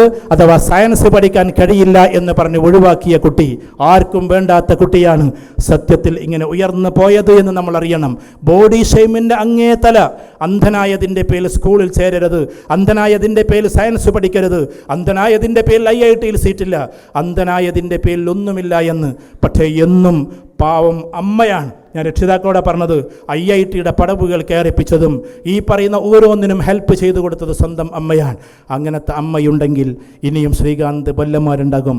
ബോഡി ഷെയ്മിലേക്ക് പോകല്ലേ, നമ്മുടെ കുട്ടികളെ വീണ്ടും വീണ്ടും വളർത്തിക്കൊണ്ടുപോ. എൻ്റെ പ്രിയപ്പെട്ട രക്ഷിതാക്കളോട് നമുക്ക് പറയാൻ വളരെ എളുപ്പമാണ്. ഇവിടെ CBSE ലെവലിന് കിട്ടിയ മൊത്തം കുട്ടികളൊന്ന് കൈപ്പൊക്കിയാട്ടെ, CBSE-കാരൊന്ന് കൈപ്പൊക്കിയാട്ടെ, 10th-ലും +2-ലും കിട്ടിയവർ ഒന്ന് എഴുന്നേറ്റ് നിൽക്കും മക്കളെ. ഞാൻ നിങ്ങളൊന്ന് കാണാൻ വേണ്ടിയിട്ടാണ്. ഒന്ന് എഴുന്നേറ്റ്. ഇതിങ്ങനെ എഴുന്നേൽപ്പിക്കുക എന്നുള്ള ശല്യം തോന്നണ്ട നിങ്ങൾക്ക്. നിങ്ങളൊന്ന് കാണണ്ടേ എന്ന് അവാർഡ് വാങ്ങുന്ന കുട്ടികളെ ഒന്ന് ഇവിടെ വരുമ്പോൾ നിങ്ങൾ കാണും, ഞങ്ങൾ കാണും എന്തായാലും. ഈ കുട്ടികളെ വെച്ചിട്ട് ഞാൻ പറയുകയാണ്, കേരള സിലബസും നല്ല ടൈറ്റ് തന്നെയാണ്. എന്നാലും നിങ്ങളെക്കുറിച്ചിട്ടൊന്ന് പറഞ്ഞോട്ടെ. കാരണം നിങ്ങൾക്ക് കേരള സിലബസിൽ 99% കിട്ടുമ്പോൾ 90% കിട്ടാനേ നിങ്ങൾക്ക് സാധ്യതയുള്ളൂ. കാരണം CBSE-യും കേരളയും തമ്മിൽ അങ്ങനെ ഒരു വ്യത്യാസമുണ്ട്. അതുകൊണ്ട് ഈ കുട്ടികൾക്ക് ഒരു സ്പെഷ്യൽ ക്ലാപ്പിംഗ് നമ്മൾ കൊടുക്കുകയാണ്. ഒന്ന് ഉഷാറായിട്ടൊന്ന് ക്ലാപ്പ് ചെയ്താട്ടെ. ഈ കുട്ടികളൊന്ന് ഇരിക്ക്, നിങ്ങൾക്ക് ഉയർന്നു പോകാം. മറ്റ് കേരള സ്റ്റുഡൻസ് ഒന്ന് എഴുന്നേറ്റാട്ടെ. നിങ്ങൾ മോശക്കാരൊന്നുമല്ല, ഞങ്ങളെ പറ്റിയിട്ട് പോസിറ്റീവ് പറയാം, അതിന് വേണ്ടിയിട്ടാണ്. ഒന്ന് കേരളക്കാരൊന്ന് എഴുന്നേറ്റ് നിന്നാട്ടെ. കേരള സിലബസിൽ പഠിച്ച കുട്ടികൾ ആകെത്ര കുട്ടികളെ ഉള്ളൂ. ബാക്കിയുള്ളവരൊക്കെ അവിടെ പോയി ശരി ഒരുപാട് ആൾക്കാരുണ്ട്. നിങ്ങൾ ആദ്യം കേരളത്തിനെ താഴ്ത്തി പറഞ്ഞു എന്ന് വിചാരിക്കണ്ട. ഞാൻ ഈ CBSE-കാരോടൊരു ചെറിയ കാര്യം പറയുകയാണ്, നിങ്ങൾക്ക് വിഷമമൊന്നും തോന്നണ്ട. ഈ കേരളക്കാർ എന്ന് പറഞ്ഞാൽ ഞങ്ങളൊക്കെ നാടൻ കോഴികളെ പോലെയാണ്. എന്ന് പറഞ്ഞാൽ അപാര സ്കില്ലായിരിക്കും, നിങ്ങൾക്ക് തൊടാൻ കിട്ടൂല എന്നുള്ളതാണ്. കാരണം ഞങ്ങൾ കളിച്ചിട്ടുണ്ട്, ഞങ്ങൾ ബാക്കിലിരുന്നിട്ടുണ്ട്, ഞങ്ങൾ ഒരുപാട് കാര്യങ്ങൾ എന്താക്കിയിട്ടുണ്ട്, ചെയ്തിട്ടുണ്ട്. അതുകൊണ്ട് പണ്ടൊക്കെ നാട്ടിൽ, ഒരു മിനിറ്റവിടെ നിൽക്കും മക്കളെ കേട്ടോ, പണ്ടൊക്കെ നാട്ടിൽ ഞാൻ നാടൻ വർത്താനം പറയാണ്. ഏതെങ്കിലുമൊക്കെ കോഴി അറുക്കുന്ന വീടാണെങ്കിൽ അറുക്കണ്ടാത്തവർ അറുക്കൊന്നും വേണ്ട, ഞാൻ വിവാദം പ്രസംഗിക്കല്ല. അളിയാങ്ക വന്നാൽ അല്ലേ, അളിയൻ വന്നാൽ നാടൻ കോഴിനെ പിടിക്കാൻ കിട്ടൂല അറുക്കാൻ. ബ്രോയിലർ കോഴിനെ എപ്പോഴും പിടിക്കാൻ കിട്ടും. ഞാൻ മറ്റൊരു ബ്രോയിലർ ആക്കുക അല്ല കേട്ടോ, ഞാൻ നാടൻ കോഴികൾ വലുതാക്കുകയാണ്. അതുകൊണ്ട് നാടൻ കോഴികൾ ഓടി രക്ഷപ്പെടും. സ്വയം സംരക്ഷണം കണ്ടെത്താൻ കേപ്പബിലിറ്റി ഉള്ളൊരു കുട്ടികളുടെ പേര് കൂടിയാണ് കേരള സിലബസിൽ പഠിച്ച കുട്ടികൾ. അതുകൊണ്ട് നിങ്ങൾക്കും 1000 അഭിവാദ്യങ്ങൾ നമ്മൾ അർപ്പിക്കുകയാണ്. നിങ്ങൾ കേരള സിലബസ് ആയാലും ഈ സിലബസ് ആയാലും ഏത് സിലബസ് ആയാലും ഉയർന്ന് ഏറ്റവും നല്ല രീതിയിൽ മാർക്ക് വാങ്ങിയതിന് എല്ലാ ആശംസകളും നിങ്ങൾക്ക് വേണ്ടി നൽകുന്നു. എൻ്റെ പ്രിയപ്പെട്ട കുട്ടികൾ ഇരുന്നോളൂ. ഇനി നിങ്ങൾ ഉയർന്നുയർന്ന് പോകണം. ഏറ്റവും നല്ല രീതിയിൽ പോകാൻ നിങ്ങൾക്ക് സാധ്യമാകട്ടെ. നമ്മൾ അവസാനിപ്പിക്കുന്നു. സമൂഹം കാത്തിരിക്കുന്നു. അവസാനിപ്പിക്കാന്ന് ഞാൻ അവസാനിപ്പിക്കും. വെറും 2 മിനിറ്റ് കൊണ്ട് ഞാൻ അവസാനിപ്പിക്കും. നമ്മൾ കാത്തിരിക്കുകയാണ്. ഓരോ പാവപ്പെട്ടവരും നമ്മളെ കാത്തിരിക്കുന്നു. അതുകൊണ്ട് എന്നെങ്കിലും നിങ്ങളൊരു ഡോക്ടറാകുമ്പോൾ സർജനായി അകത്തേക്ക് കയറുമ്പോൾ സമ്പന്നരുടെ കയ്യിൽ നിന്ന് നിങ്ങൾ സമ്പത്ത് വാങ്ങിച്ചോ. പക്ഷേ എന്നെങ്കിലും ഒരു പാവം വന്നിട്ട്, സാർ എൻ്റെ മോന് ഒന്നും കഴിയില്ല സാറേ, എൻ്റെ മോൻ പാവാണ് സാർ, എനിക്കൊരു മോനേ ഉള്ളൂ എന്ന് പറഞ്ഞ് ദരിദ്രനായൊരു മനുഷ്യൻ നിങ്ങളുടെ മുമ്പിലെത്തുമ്പോൾ ആ സമയത്ത് സർജൻ്റെ റൂമിലേക്ക് നിങ്ങൾ കയറുമ്പോൾ, സർജറിക്ക് വേണ്ടി കയറുമ്പോൾ ഈ പാവപ്പെട്ടവൻ്റെ തോളത്ത് കൈവച്ചുകൊണ്ട് അകത്തേക്ക് കയറി അവൻ്റെ മകന് വേണ്ടി പ്രാർത്ഥിച്ചുകൊണ്ട് ഓപ്പറേഷൻ തുടങ്ങി. അവസാനം ബില്ല് വരുമ്പോൾ തൻ്റെ ഓപ്പറേഷൻ ബില്ലിൻ്റെ കൂട്ടത്തിൽ ഒരു ചാർജ് കൂടി ഉണ്ടാകും, ഡോക്ടേഴ്സ് ചാർജ് എന്ന് പറഞ്ഞിട്ട്. അതൊരു പക്ഷേ 1 ലക്ഷമാകാം, അല്ലെങ്കിൽ ചിലപ്പോൾ 1.5 ലക്ഷമാകാം. പാർക്കർ പേനയെടുത്ത് അല്ലെങ്കിൽ സാധാരണ പേനയെടുത്ത് നിങ്ങൾ അതിൻ്റെ മുകളിലൊന്ന് തടവിയേക്കണം. വേണ്ട, എനിക്ക് ഫീസെന്ന് പറയണം. അങ്ങനത്തെ ഡോക്ടർമാരുണ്ടാകട്ടെ ഭാവിയിൽ ഇവിടെ. കാരണം സമ്പന്നരുടെ കയ്യിൽ നിന്ന് നിങ്ങൾ വാങ്ങുമ്പോൾ പാവപ്പെട്ടവരെ നിങ്ങൾ അങ്ങനെ വിട്ടേക്കണം.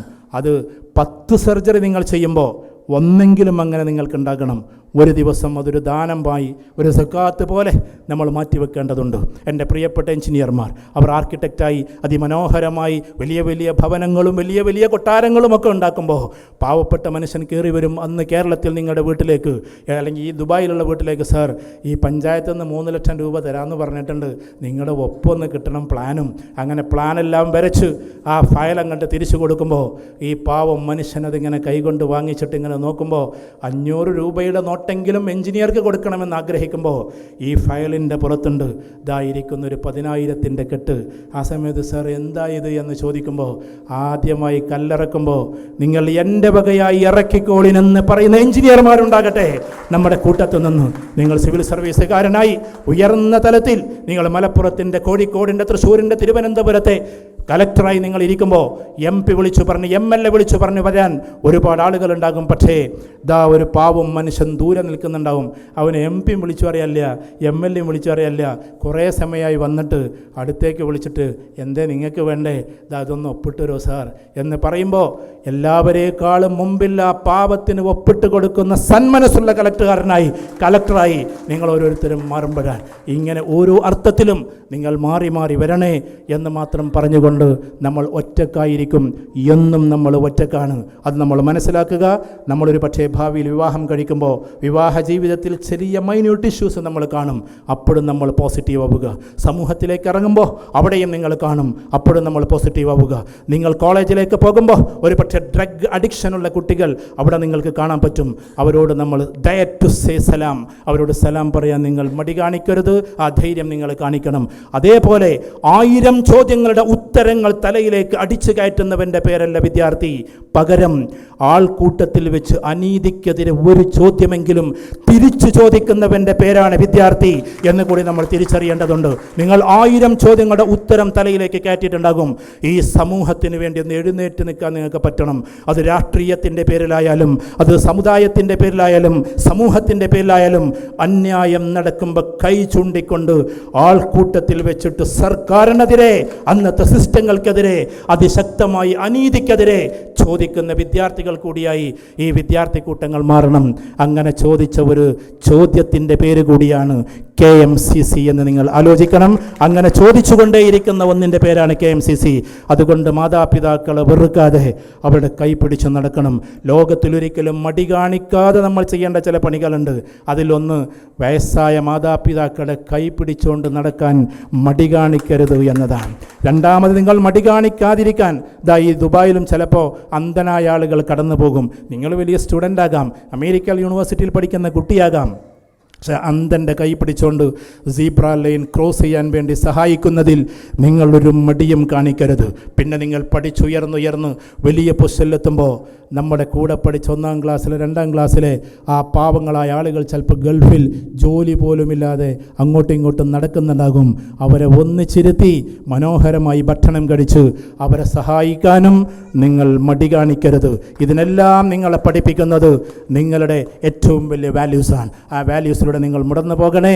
ഇവിടെയുള്ള ഹൈന്ദവ കുട്ടികളോട് നിങ്ങൾക്ക് ഭാവിയിൽ പ്രാർത്ഥിക്കാനുണ്ട്, ഇപ്പോഴും പ്രാർത്ഥിക്കാനുണ്ട്. ഓം സഹനാവതു സഹന പുനക്തു സഹവീരം കരവാവഹൈ തേജസ്വിന വദീതമസ്തു മാ വിദ്ദിശാവഹൈ. ഓം ശാന്തി. ശാന്തിക്ക് വേണ്ടിയുള്ള പ്രാർത്ഥനയാണ്. ഏത് രാഷ്ട്രീയക്കാരൻ നമ്മളെ പ്രകോപനം കൊള്ളിച്ചാലും, ഏത് സാമൂഹ്യവൽക്കരണത്തിൻ്റെ ആളുകൾ നമ്മളെ പ്രകമ്പനം കൊള്ളിച്ചാലും നമ്മൾ ശാന്തിയിലൂടെ മാത്രമേ മുന്നോട്ട് പോകൂ. അതായിരിക്കണം നമ്മുടെ പ്രാർത്ഥന. ഓരോ നിസ്കാരത്തിന് ശേഷവും മുസ്ലിം കുട്ടികൾക്ക് ചൊല്ലാനുണ്ട്. അല്ലാഹുമ്മ ഇന്നക അൻതസ്സലാം വമിൻകസ്സലാം വഇലൈക യർജിഉസ്സലാം ഹയ്യനാ റബ്ബനാ ബിസ്സലാം വഅദ്ഖിൽനാ ബിറഹ്മതിക ദാറസ്സലാം. ദൈവമേ, നീയാണ് സമാധാനം, നിന്നിൽ നിന്ന് സമാധാനം, നിന്നിലേക്ക് സമാധാനത്തിൻ്റെ മടക്കം. ഞങ്ങളെ നീ സമാധാനത്തോടെ ജീവിപ്പിക്കണമേ എന്ന്. അത്യുന്നതങ്ങളിൽ ദൈവത്തിന് സ്ഥാനം, സന്മനസ്സുള്ളവർക്ക് ഭൂമിയിൽ സമാധാനമെന്നാണ് ഈ പാവം ക്രിസ്ത്യൻ കമ്മ്യൂണിറ്റിക്ക് പ്രാർത്ഥിക്കാനുള്ളത്. ആ സമാധാനത്തിന് വേണ്ടി മാത്രമാകണേ. നമ്മൾ ഉള്ളത് കേരളക്കാരായിട്ടാണ്. ഈ രാജ്യത്താണെങ്കിലും ഇവിടെ ആദ്യം തന്നെ UAE-യുടെ ഞാൻ നാഷണൽ ആന്തം കേട്ടിട്ടാണ് എഴുന്നേറ്റ് നിൽക്കുന്നത്. രണ്ടാമത് നമ്മുടെ ഇന്ത്യയുടേതും. നമ്മൾ ഇന്ത്യക്കാരാണെങ്കിലും ഈ രാജ്യത്തെ നിങ്ങൾ മറക്കരുതേ. ഇതിൻ്റെ പുരോഗതിയെ നിങ്ങൾ മറക്കരുതേ. ഭാവിയിൽ ശശി തരൂരിനെ പോലെ പഠിച്ച് തിരിച്ചെത്തി നിങ്ങൾ UAE-യിൽ തിരിച്ചെത്തുമ്പോൾ ഈ രാജ്യത്തിൻ്റെ പുരോഗതിക്ക് വേണ്ടി നിങ്ങളുടെ ബ്രെയിനും നിങ്ങളുടെ എല്ലാം നിങ്ങൾ ഉണ്ടാകുമെന്ന് ഇവിടുത്തെ ഭരണാധികാരികൾക്ക് നിങ്ങൾ ഉറപ്പ് കൊടുക്കണേ. എല്ലാറ്റിനും കാരണക്കാരായ KMCC-ക്ക് 1000 ഭാവുകങ്ങൾ നേർന്നുകൊണ്ട് ഞാൻ അവസാനിപ്പിക്കുന്നു. ജയ് ഹിന്ദ്, ജയ് UAE. Thank you, Mr. Dr. Suleiman Melpatur, for your valuable, inspiring words. Ladies and gentlemen, please give a loud round of applause to Dr. Suleiman Melpatur. Now it's time for interaction. ആർക്കെങ്കിലും സാറിൻ്റെ അടുത്ത് എന്തെങ്കിലും ചോദിക്കാനുണ്ടെങ്കിൽ നമുക്കൊരു 5 minute സമയമുള്ളൂ. ഏതെങ്കിലും സ്റ്റുഡൻസിനോ പാരൻസിനോ എന്തെങ്കിലും ചോദിക്കാനുണ്ടെങ്കിൽ ചോദിക്കാം. Anybody?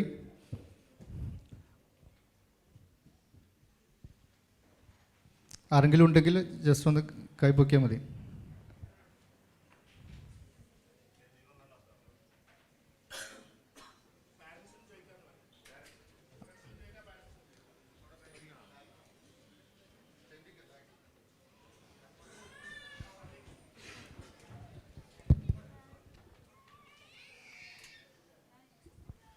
അസ്സലാമു അലൈക്കും. എനിക്ക് ചോദിക്കാനല്ല ഉള്ളത്, പിന്നെ ഉസ്താദിനോട് പറയാനുള്ളത്, നമ്മളെ കുട്ടികൾക്ക് ഒരു അഡ്വൈസ് കൊടുക്കാൻ. അതായത് ഇന്നിപ്പോൾ നമ്മുടെ ഈ ഗൾഫിലുള്ള കുട്ടികൾ ഒരു 90% കുട്ടികളും പലപ്പോഴായിട്ട് ഓൺലൈൻ ക്ലാസ്സുകൾ അറ്റൻഡ് ചെയ്യുന്ന കുട്ടികളാണ്. ഇപ്പോൾ ഈ ഓൺലൈൻ ക്ലാസ്സുകൾ അതുപോലെ ഓൺലൈൻ ട്യൂഷൻ ഒക്കെ നടക്കുന്നുണ്ട്. ഇതെല്ലാം നടക്കുമ്പോഴും നമ്മുടെ ക്ലാസ്സിലുള്ള ഈ കുട്ടികൾ, നമ്മുടെ സ്വന്തം കുട്ടികൾ കമ്പ്യൂട്ടറിലാണ് കൂടുതൽ ഇത് ചെയ്യുക, അല്ലെങ്കിൽ ഫോണിലാണ് ചെയ്യുക. ഇത് ചെയ്യുന്ന സമയത്ത് ഇവർ ഒരു മൾട്ടിപ്പിൾ വിൻഡോ ആണ് ഓൾവേസ് ഇവരുടെ കയ്യിലുണ്ടാവുന്നത്. കാരണം ഇവർ ക്ലാസ് എടുക്കുന്ന ടീച്ചേഴ്സിന് അവിടെ ഒരു ഭാഗത്ത് ക്ലാസ് എടുക്കും, ഇവരുടെ സ്വന്തം കാര്യങ്ങൾ അതിൻ്റെ ഇടയിൽ നടക്കുന്നുണ്ട്. അപ്പം ഇത്തരം ഒരു സന്ദർഭത്തിൽ നമ്മൾ എന്ത് ചെയ്യും എന്നുള്ളതാണ്. അതിൽ ഒരു കാര്യം എന്താണെന്ന് വെച്ചാൽ വളരെ സ്പീഡിൽ പറയാം. ഇതൊക്കെ A1 എടുത്ത് A+ എടുത്ത കുട്ടികളാണ്. അതുകൊണ്ട് ഈ കുട്ടികൾ ഒരിക്കലും അങ്ങനെ ആകില്ല എന്നാണ് എൻ്റെ ശുദ്ധാപ്തി വിശ്വാസം. കാരണം ഞാൻ മനസ്സിലാക്കുന്നത് കുട്ടികളൊരിക്കലും അതിലേക്ക്, കാരണം IIT-യിൽ പഠിച്ച ഒരു കുട്ടിയും അത് പാസ്സായിട്ടുണ്ടെങ്കിൽ ഡ്രഗ്സ് ഉപയോഗിക്കുന്നത് ഞാൻ കണ്ടിട്ടില്ല. അത് പാസ്സായ കുട്ടികളുണ്ടെങ്കിൽ ഒരിക്കലും ഡീവിയേറ്റ് ചെയ്ത് ഞാൻ കണ്ടിട്ടില്ല. കാരണം ഡീവിയേറ്റ് ചെയ്താൽ അവർക്ക് IIT പാസ്സാക്കാൻ കഴിയില്ല. ലോകത്തിൽ ഏറ്റവും ഫോക്കസ്ഡ് ആയിട്ടുള്ള കുട്ടികൾക്ക് ഒരിക്കലും വേറെ ലൈനിലേക്ക് പോകാൻ കഴിയില്ല. വേറെ ലൈനിലേക്ക് പോയാൽ അവർക്കൊരിക്കലും ഇത് ഫിനിഷ് ചെയ്യാനും കഴിയില്ല. ആ കാര്യം ഞാൻ ഉറപ്പ് പറയാം. മെഡിക്കൽ കോഴ്സിന് പോയിട്ട് എത്രയോ കുട്ടികൾ ഡ്രഗിന് അഡിക്ഷൻ വന്നിട്ടുള്ള കുട്ടികളെ നമുക്കറിയാം. അവരൊക്കെ ജീവിതത്തിൽ പൊലിഞ്ഞു പോയി. ഒരിക്കലും അത് ഫിനിഷ് ചെയ്യാൻ കഴിയില്ല. കാരണം ഇതൊക്കെ ആയിക്കൊണ്ട്, അല്ലെങ്കിൽ ഡ്രഗ് എന്ന് പറഞ്ഞാൽ സാധാരണ ഈ മയക്കുമരുന്നിന് ഉറുദുവിൽ പറയുന്ന പേരെന്താണെന്നറിയോ? ഹിന്ദിയിൽ പറഞ്ഞ പേരെന്താ? നഷ. എന്താണ്? നിങ്ങൾ ഈ ഗൾഫ് വന്നിട്ട് അങ്ങോട്ട് പഠിപ്പിച്ച് എൻ്റെ ഗതിയൊന്നും ഉണ്ടാക്കരുത് കേട്ടോ. നഷ എന്നാണ് പറയുക. നഷ എന്ന് പറഞ്ഞാൽ ലഹരിയാണ്. ലഹരി ഡ്രഗ് വേറെയുണ്ട്. അതേപോലെ തന്നെ വേറൊന്നാണ് പ്യാർ കി നഷ, പ്രണയത്തിൻ്റെ ലഹരി. മറ്റൊന്നാണ് ദൗലത്ത് കി നഷ, മാലോം കി നഷ, സമ്പത്തിൻ്റെ ലഹരി. വേറൊന്നാണ് കുർസി കാ നഷ, അധികാരത്തിൻ്റെ ലഹരി. പല ലഹരിയാണ്. അതുകൊണ്ട് ഈ കുട്ടികൾക്ക് ബാധിക്കൽ പ്രധാനമായും 3 ലഹരിയാണ്. വളരെ ശ്രദ്ധിച്ചോ. അതിൽ ഒന്ന് പ്രണയത്തിൻ്റെ ലഹരിയാണ്. ദയവ് ചെയ്ത് ആ ലോകത്തിലേക്ക് ഇപ്പം നിങ്ങൾ കിടക്കല്ലേ. ബാങ്ക് കൊടുത്തല്ലേ. മറ്റുള്ള സമുദായക്കാരൊന്ന് ക്ഷമിക്കണം. കാരണം നമ്മളെ ഒരു ആചാരത്തിൻ്റെ ഭാഗമാണ് ഈ സമയത്ത് മിണ്ടാതിരിക്കുക എന്നുള്ളത്.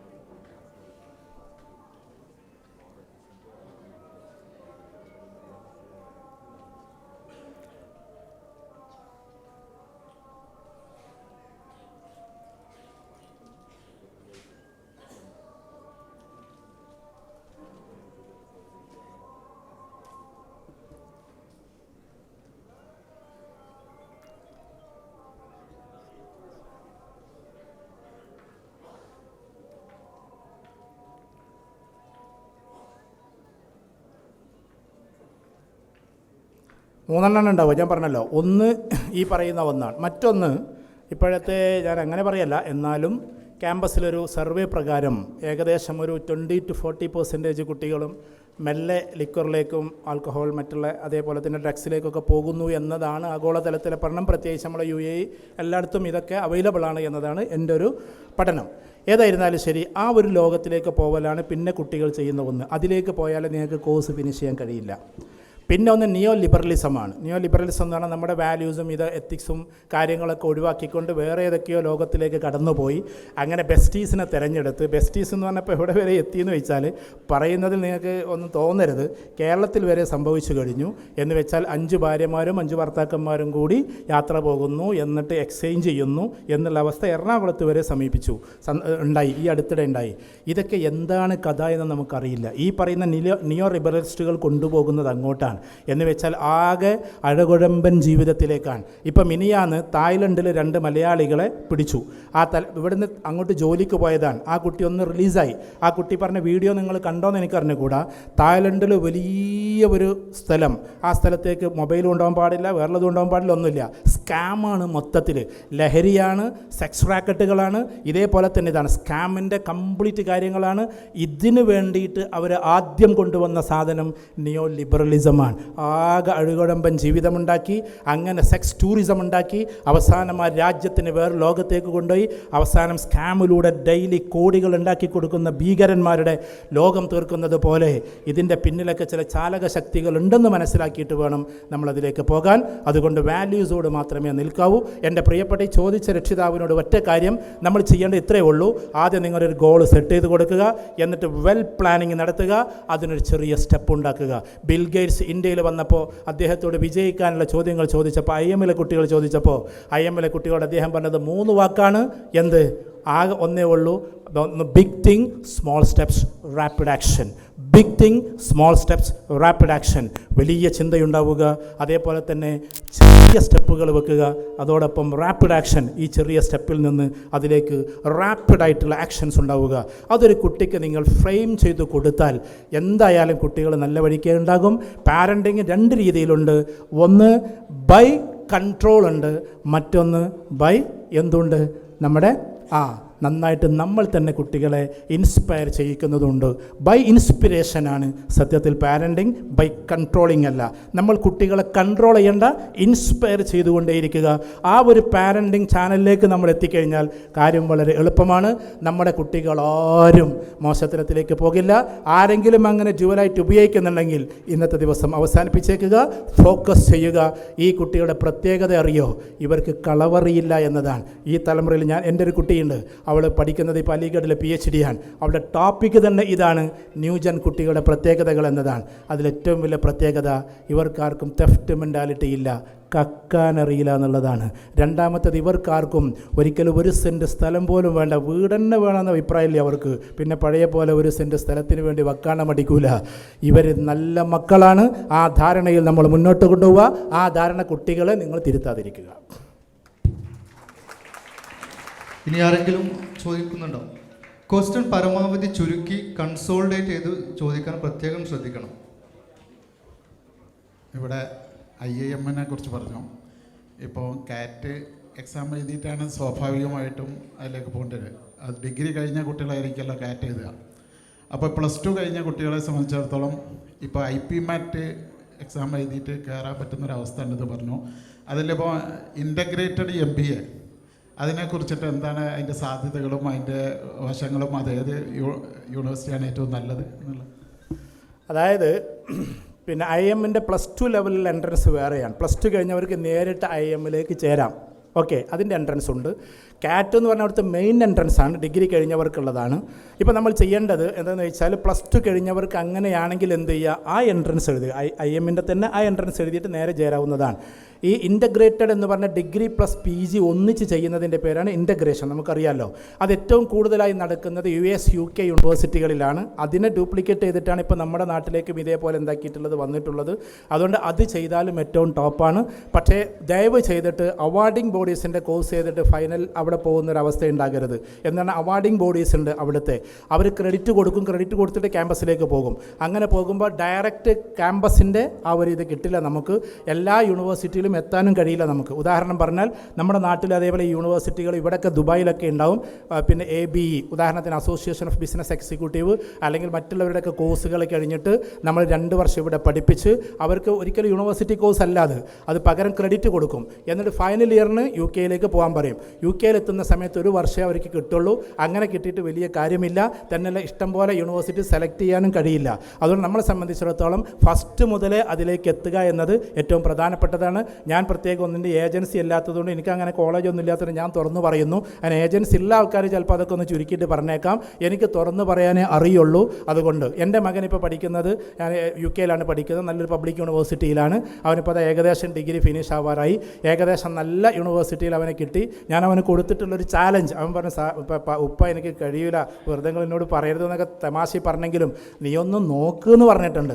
ഓക്സ്ഫോർഡിലോ കാംബ്രിഡ്ജിലോ കയറാൻ അവന് നോക്കാമെന്നും പറഞ്ഞിട്ടുണ്ട്. എത്തുമെന്നൊന്നും നമുക്ക് അറിഞ്ഞുകൂടാ.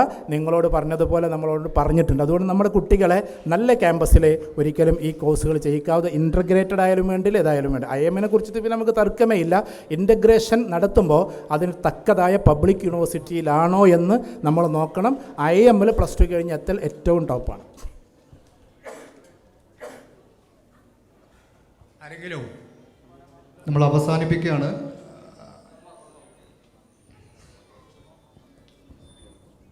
അസ്സലാമു അലൈക്കും. എനിക്ക് ടൈം മാനേജ്മെൻറ്റിനെ കുറിച്ചിട്ടുള്ള ഒരു ചോദ്യമുള്ളത്. ഇപ്പോൾ മക്കളെ നമുക്ക് എങ്ങനെയാണ് ടൈം മാനേജ്മെൻറ്റിൽ ഹെൽപ്പ് ചെയ്യാൻ പറ്റുക പാരൻ്റ് എന്ന നിലയിൽ?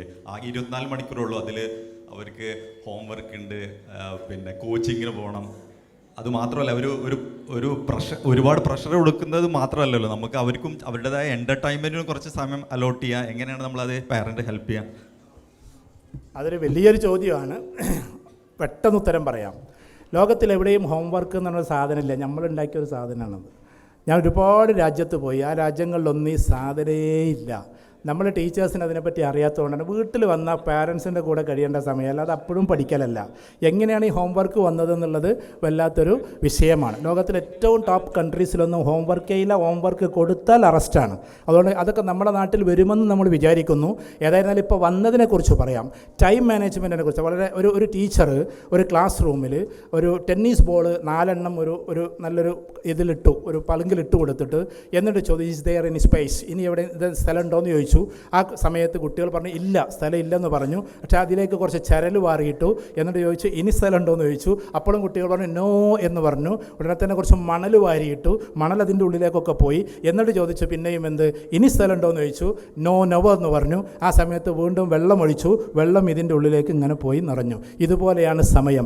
4 ടെന്നീസ് ബോൾ ഇടുമ്പോഴേക്ക് നമുക്ക് തോന്നും ഇനി ഒരിക്കലും അവിടെ സ്പേസ് ഇല്ല, കൊള്ളൂല എന്ന്. അതിലേക്ക് പിന്നെ ചരലിടാം, അത് കഴിഞ്ഞാൽ മണലിടാം, അത് കഴിഞ്ഞാൽ വെള്ളം ഒഴിക്കാം. അതുകൊണ്ട് സമയത്ത് അങ്ങനെ തന്നെ ക്രമീകരിക്കണം. അതിന് കുട്ടികൾ ചെയ്യേണ്ടുന്നൊരു പണി, ഒരു ദിവസത്തിൽ 6+6+6+6 മണിക്കൂർ ഉറങ്ങിയാൽ മതി. അതിൽ കൂടുതലൊന്നും വല്ലാണ്ട് ഉറങ്ങണം. ഡോക്ടേഴ്സ് ക്ഷമിക്കണം കേട്ടോ, കൂടുതൽ ഉറങ്ങുന്ന ആൾക്കാരാണ് നല്ലതെന്ന് പറയും. പക്ഷേ 6 മണിക്കൂർ ഉറങ്ങിയാൽ മതി. ലോകത്തിൽ പ്രതിഭകൾ എല്ലാവരും 6 മണിക്കൂർ ഉറങ്ങിയിട്ടുള്ളൂ. അതുകൊണ്ട് നമുക്ക് പ്രതിഭയാകണം എന്നുണ്ടെങ്കിൽ കുറച്ചൊക്കെ അങ്ങോട്ടൊക്കെ ഉറക്കവും ഭക്ഷണമൊക്കെ മാറ്റി വെക്കേണ്ടി വരും. അതുകൊണ്ട് APJ അബ്ദുൽ കലാം പറയുന്നുണ്ട്, അതിരാവിലെ 4 മണിക്ക് എഴുന്നേൽക്കാൻ ശ്രമിക്കുക. കാരണം 4 മണിക്ക് എഴുന്നേൽക്കുന്നവന് വലിയ മാറ്റങ്ങൾ കൊണ്ടുവരാൻ പറ്റും. കാരണം 4 മണിക്ക് എഴുന്നേൽക്കുക എന്നത് തന്നെ ഒരു മാറ്റമാണ്. അദ്ദേഹത്തിൻ്റെ വാക്കുകൾ അങ്ങനെ. 4 മണിക്ക് എഴുന്നേൽക്കുന്നവന് എന്തെങ്കിലും ഒരു മാറ്റം കൊണ്ടുവരാൻ പറ്റും. കാരണം 4 മണിക്ക് എഴുന്നേൽക്കുക എന്ന് തന്നെ നല്ലൊരു മാറ്റമാണ്. പിന്നെ അതുകൊണ്ട് 6 മണിക്കൂർ ഉറക്കത്തിന്, 6 മണിക്കൂർ എൻ്റർടൈൻമെൻറ്റിന്. എൻ്റർടൈൻമെൻറ്റ് എന്ന് പറഞ്ഞാൽ മൊബൈൽ കണ്ടിരിക്കലല്ല കേട്ടോ, ഫാമിലിയുടെ കൂടെ സമൂഹത്തിൻ്റെ കൂടെ ഇതൊക്കെ എൻ്റർടൈൻമെൻറ്റ് തന്നെയാണ്. അത് കഴിഞ്ഞാൽ 6 മണിക്കൂർ നമ്മുടെ പിന്നെ എന്തിന് ഈ പറയുന്ന നമ്മുടെ സ്കൂളിങ്ങിന്, 6 മണിക്കൂർ നമ്മുടെ ഈ പറയുന്ന പിന്നെ വായന കാര്യങ്ങൾക്കൊക്കെ വേണ്ടിയിട്ട് ഉപയോഗിക്കണം. ബിസിനസ്സുകാരാണെങ്കിൽ ബിസിനസ്സിന് വേണ്ടി ഉപയോഗിക്കണം എന്നാണ്. ഇങ്ങനെ 6+6+6 എന്ന് പറഞ്ഞാൽ നമ്മൾ ചാർട്ട് ചെയ്ത് കൊടുക്കണം. അതിൽ ഹോംവർക്ക് കയറി വരുന്നുണ്ടെങ്കിൽ അതിനും പ്രത്യേക ടൈം കൊടുക്കണം. എന്നിട്ട് ഞാൻ നിങ്ങളോട് പറയാം, നിങ്ങൾ ചെയ്യുന്നുണ്ടാകും, ആഴ്ചയിൽ ഒരു ദിവസം എന്തായാലും എന്ത് ഹോംവർക്ക് ഉണ്ടെങ്കിലും മക്കളെയും കൊണ്ട് പുറത്തു പോയേ പറ്റുള്ളൂ.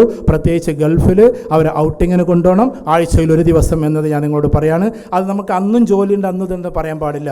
മറ്റൊന്ന് നല്ല ഫുഡ് കഴിക്കാൻ വേണ്ടി കൊണ്ടുപോകുക എന്നുള്ളതാണ്. കുട്ടികളുടെ കൂടെ കളിക്കുക എന്നുള്ളതാണ്. ഇവിടെയൊക്കെ ചിലവ് ചുരുങ്ങിയിട്ടും ഗൾഫിൽ നിന്ന് ദുബായിൽ പിന്നെ കാണാൻ പറ്റുന്ന ഫീസ് ഇല്ലാത്ത ഫ്രീ എൻട്രി ഒരുപാട് സ്ഥലങ്ങളുണ്ട്. ഫീസ് ഉള്ളതുകൊണ്ട് ഫീ എൻട്രി ആയുള്ളവർക്ക് കൂടുതൽ പോവുക, ഫീസുള്ളിടത്തേക്ക് പോകാൻ പറ്റുന്നവർ അതിലേക്ക് പോവുക.